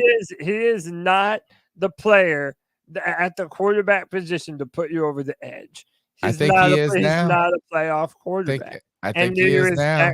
It only took him 12 years. Either of them. I think he's way better than Dak. All right, that's all I got on the list that I really care talking about. Actually, the big question, we'll ask Cody this: Bills, pretenders or contenders? Pretenders, man. I don't think they have enough firepower outside of Stephon Diggs. Yeah. Bitches. By the way, Kirk Cousins has 16 touchdowns, 5 interceptions, and he's better than Patrick Mahomes this year in every category. Yeah. Does that mean that he's anywhere near the echelon on quarterback? No. Nobody's saying Patrick Mahomes is different. I think you're sitting. I think we're just saying is Kirk Cousins might be like a fine wine right now and just be playing the best of his. Just because of what he was 8 years ago doesn't mean he's not. And again, look, it's like we're talking about Minnesota though. They're playing like backed in a corner. Their defense is playing good now. And it was against us. We were the get right game. Yeah, but everyone's a get right game, dude. I know. Well, no, you can't say that after what happened in Detroit. Dude, whoever wrong. Well, they got right for a week against us. That's for sure. Yeah, but that's what I'm saying. Everyone's gonna look good against us. Yeah. Dude, I put this in the slides. I don't know, maybe to reminisce about the good old days. Calls pain. What was this exactly? What? It was 2015. Oh yeah, 6-0. The Philadelphia Eagles 17-16. The Carolina Panthers are 6-0 for the first time in franchise history. Now we're 0-6 for the first time in franchise history. Oh man, I think right. I don't think we've ever been 0-6 before. That is 100% true. Man, you know what is this? That was one of those rides you didn't know how good it was going to be. I know. Like each week. And I would love to be on another ride like that. Actually, you know what? How about this? Let's ask the same question that they would say to us. Who's the worst best team on this list? Right? That's what they would say. And I think it would be CK is going to say the Steelers. Worst best team, because they've got a 4-2. So as you always get somebody that starts out 3-0, and you're like, or like who is like, are we talking about historically? Are we the worst team ever in the history of football? No, right? I don't think you can say that, but I mean, if we go 0-17, but I would say this is who's the worst best team up here. I think it's probably for me the Falcons 4-3. Yeah, Steelers 4-2 maybe, and I think they're secret. Oh, this is kind of a parody year. The Jets. Yeah, the Jets 3-3. You can't say they're even a good team at 3-3. Yeah, but I have to pick a team with a winning record at least. Okay, all right. I'll play those rules then. I'll say Jacksonville Jaguars. Wow. All right. Don't forget, guys, that you can support the C3 Panthers podcast by going. It's in the show description. The link to the website. You can purchase the merch. Nobody's purchased any merch in about like a month, guys. So look, we need to get a win. A win might get a mug bought. The C3 Panthers podcast coffee mug, the C3 Panthers shirt, the Panther Pickles Shut the Hell Up shirt, You make me fucking sick line of G baby. So you consider supporting the show in that way, smashing the thumbs up button. NFL news, not a lot. Just wanted to put this up. Bill Belichick's 300th career win goes against the Bills in a massive upset. Marvin Jones stepping away from football. He said family issues. He could not devote his attention and time to both the team and the family adequately. And I saw this. NFL is long overdue for a general manager role. And then this woman, I thought I left the story open. I don't even know her name. So that's where we're at right now is, and your boy, Justin Ross, 2 big arrests, Justin Ross and Chris Olave's. His was reckless driving, right? Yeah. 70 and a 35. Yeah. And then he tried to pull I'm a Saints fan out. A Saints player, and the guy said, "And what's your point? You seen the video?" Yeah, I can probably pull it up if you want. No, it's just like he's like, "Are you gonna arrest me?" He's like, "Yeah," and he's like, "I'm a Saints player." He's like, "And?" Oh, well, I'm going to jail anyway. While you're pulling that up, if you're going to, do you guys know who has the most sacks against their quarterback? Against who's? What do you mean? What does that mean? Which quarterback has taken the most sacks? In the entire league this year. And mind you, keep in mind, it's gonna be somebody like Zach Wilson. No, we are 7 games into the season at this point in time.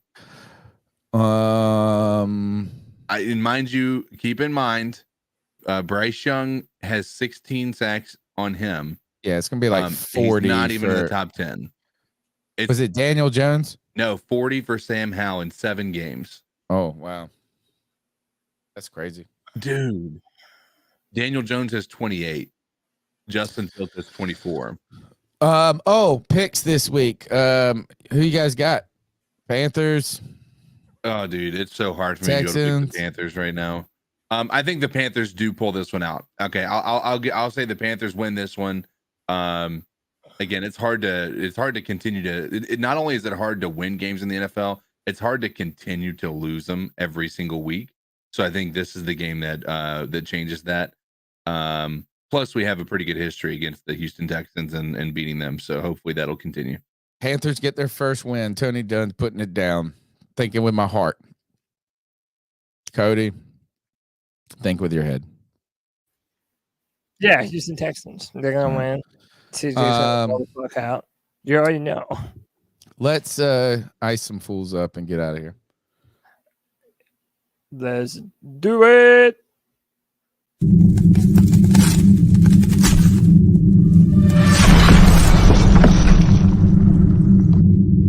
Ice up, son. Ice up. It's the longest running segment on the longest running Panthers podcast.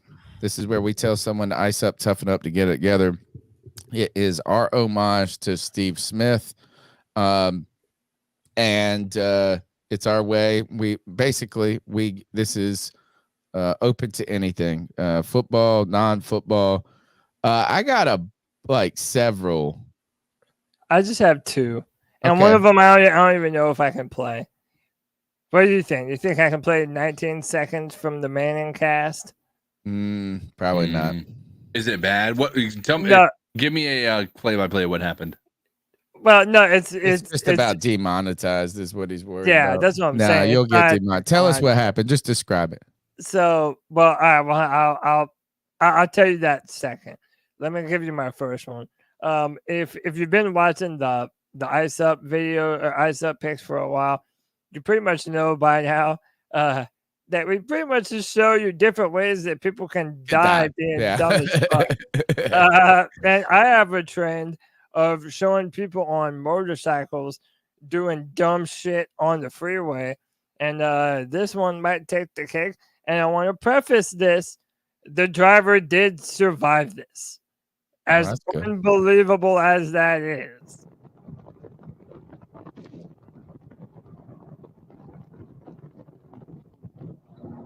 Oh, shoot. How? Oh! I I know, dude. That's what I'm saying. He runs into a back of a truck, knocks At 100 himself out. miles an hour, He's dude. still rolling. On his head. And And then gets brushes run up. over by a Oh semi. my god. Ice. Eyes up, All right, man. bro. That's All right, crazy. Ping Pong, save yours. Let me go on mine. All right. Well, let me tell you my other one at least. Okay. So Kyle Phillips is a defensive tackle for the Minnesota Vikings. At the end of the game, he goes up to Christian McCaffrey and he's trying to do a jersey swap. All the cameras are on him, and Peyton Manning and Eli Manning are watching this interaction. He goes to do the jersey swap, and CMC just looks at him and goes, "Nah." Like, no, we're not. And Peyton and Eli Manning are even commenting on it as it's happening. Like, yeah, that's an unfair trade right there. Yeah, that's not a. Yeah, it's messed But, up. yeah, they're like and making you shouldn't jersey swap, folks. Is you should hate each other. Yeah, it was. But I mean, you can clearly see Christian McCaffrey look at him as the dude's taking off his jersey, and he goes, right. "It's hilarious, dude." All right, So here is ice up. Here is one. This says dude catches his ex and her new boyfriend and does this. This is just awesome. Ice up to these.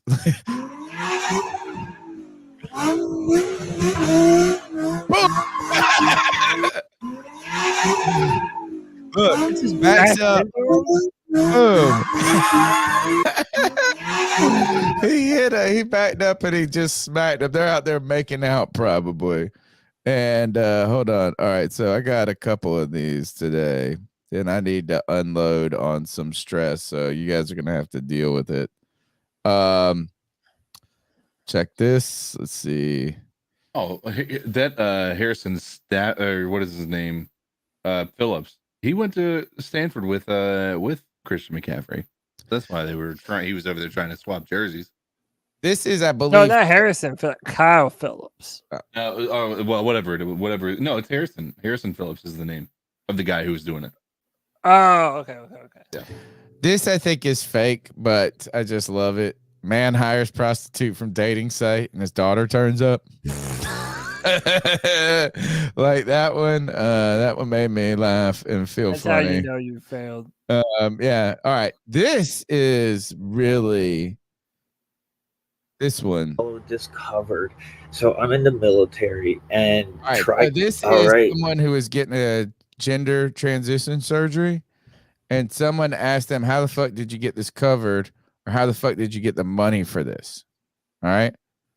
Did you hear that voice when I played it? Yeah. Yeah. Okay. This is the response. Great. To answer your question, how did I get all of this covered? So I'm in the military, and TRICARE basically has been upgraded and updated their policies over the last couple years to accommodate trans soldiers and the procedures that we need to become ourselves. It's all right. I'm gonna stop it there. First is like, right, you pick whatever. Look, I don't know if tax dollars should necessarily be going towards this for military services, but then this sentence right here gets a nice up from me. It's been a long time. I've had to wait. We need to become ourselves. That we need the procedures that we need to become ourselves. The procedures you need to become yourself. You are yourself. Never mind. It's dude. All right. And I don't want to get too far into that. This is wild as shit too.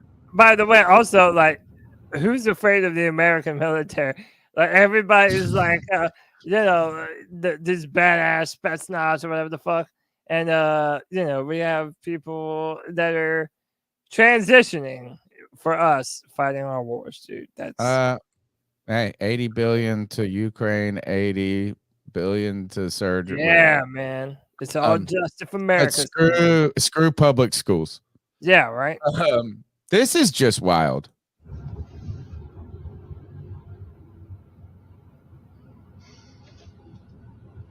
Get the fuck out of here.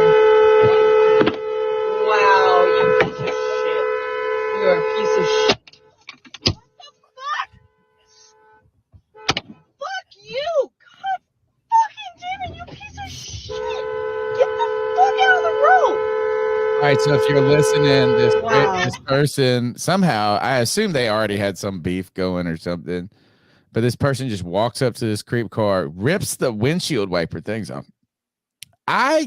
You know what the most surprising part? I'm icing up this windshield. Yeah.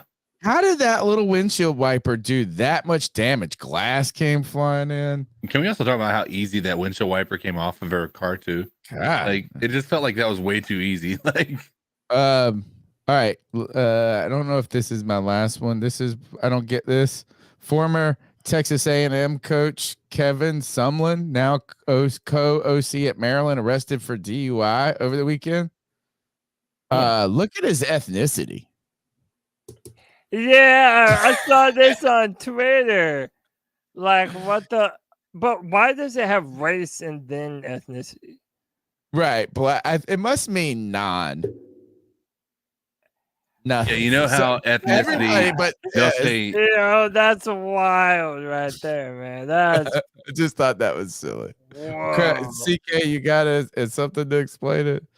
I was going to say that a lot of times with ethnicity, they'll say, "Are you like Caucasian or non-Caucasian?"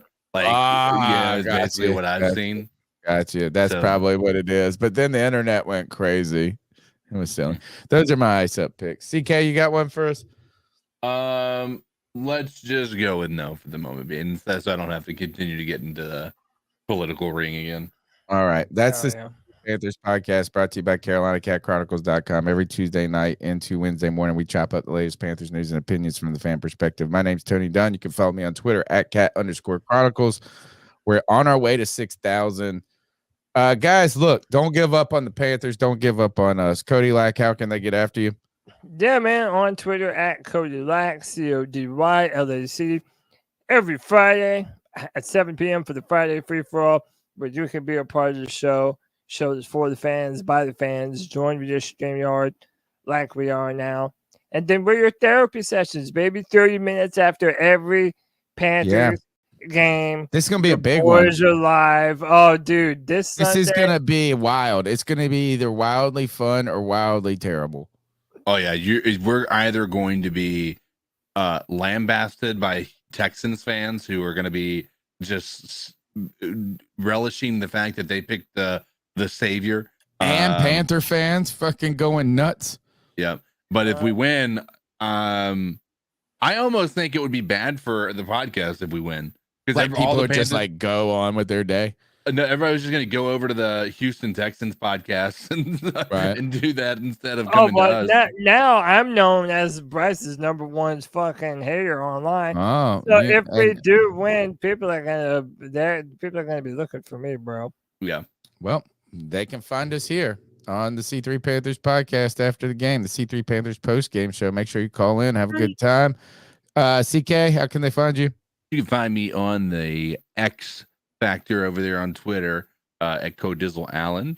And of course, here on Sunday, we'll be watching the game. We might do the man cave again this Sunday. Who knows? But we'll be watching the game and enjoying ourselves. All right, Cody, take us out of here. C3 Panther Nation. Until next time, keep pounding.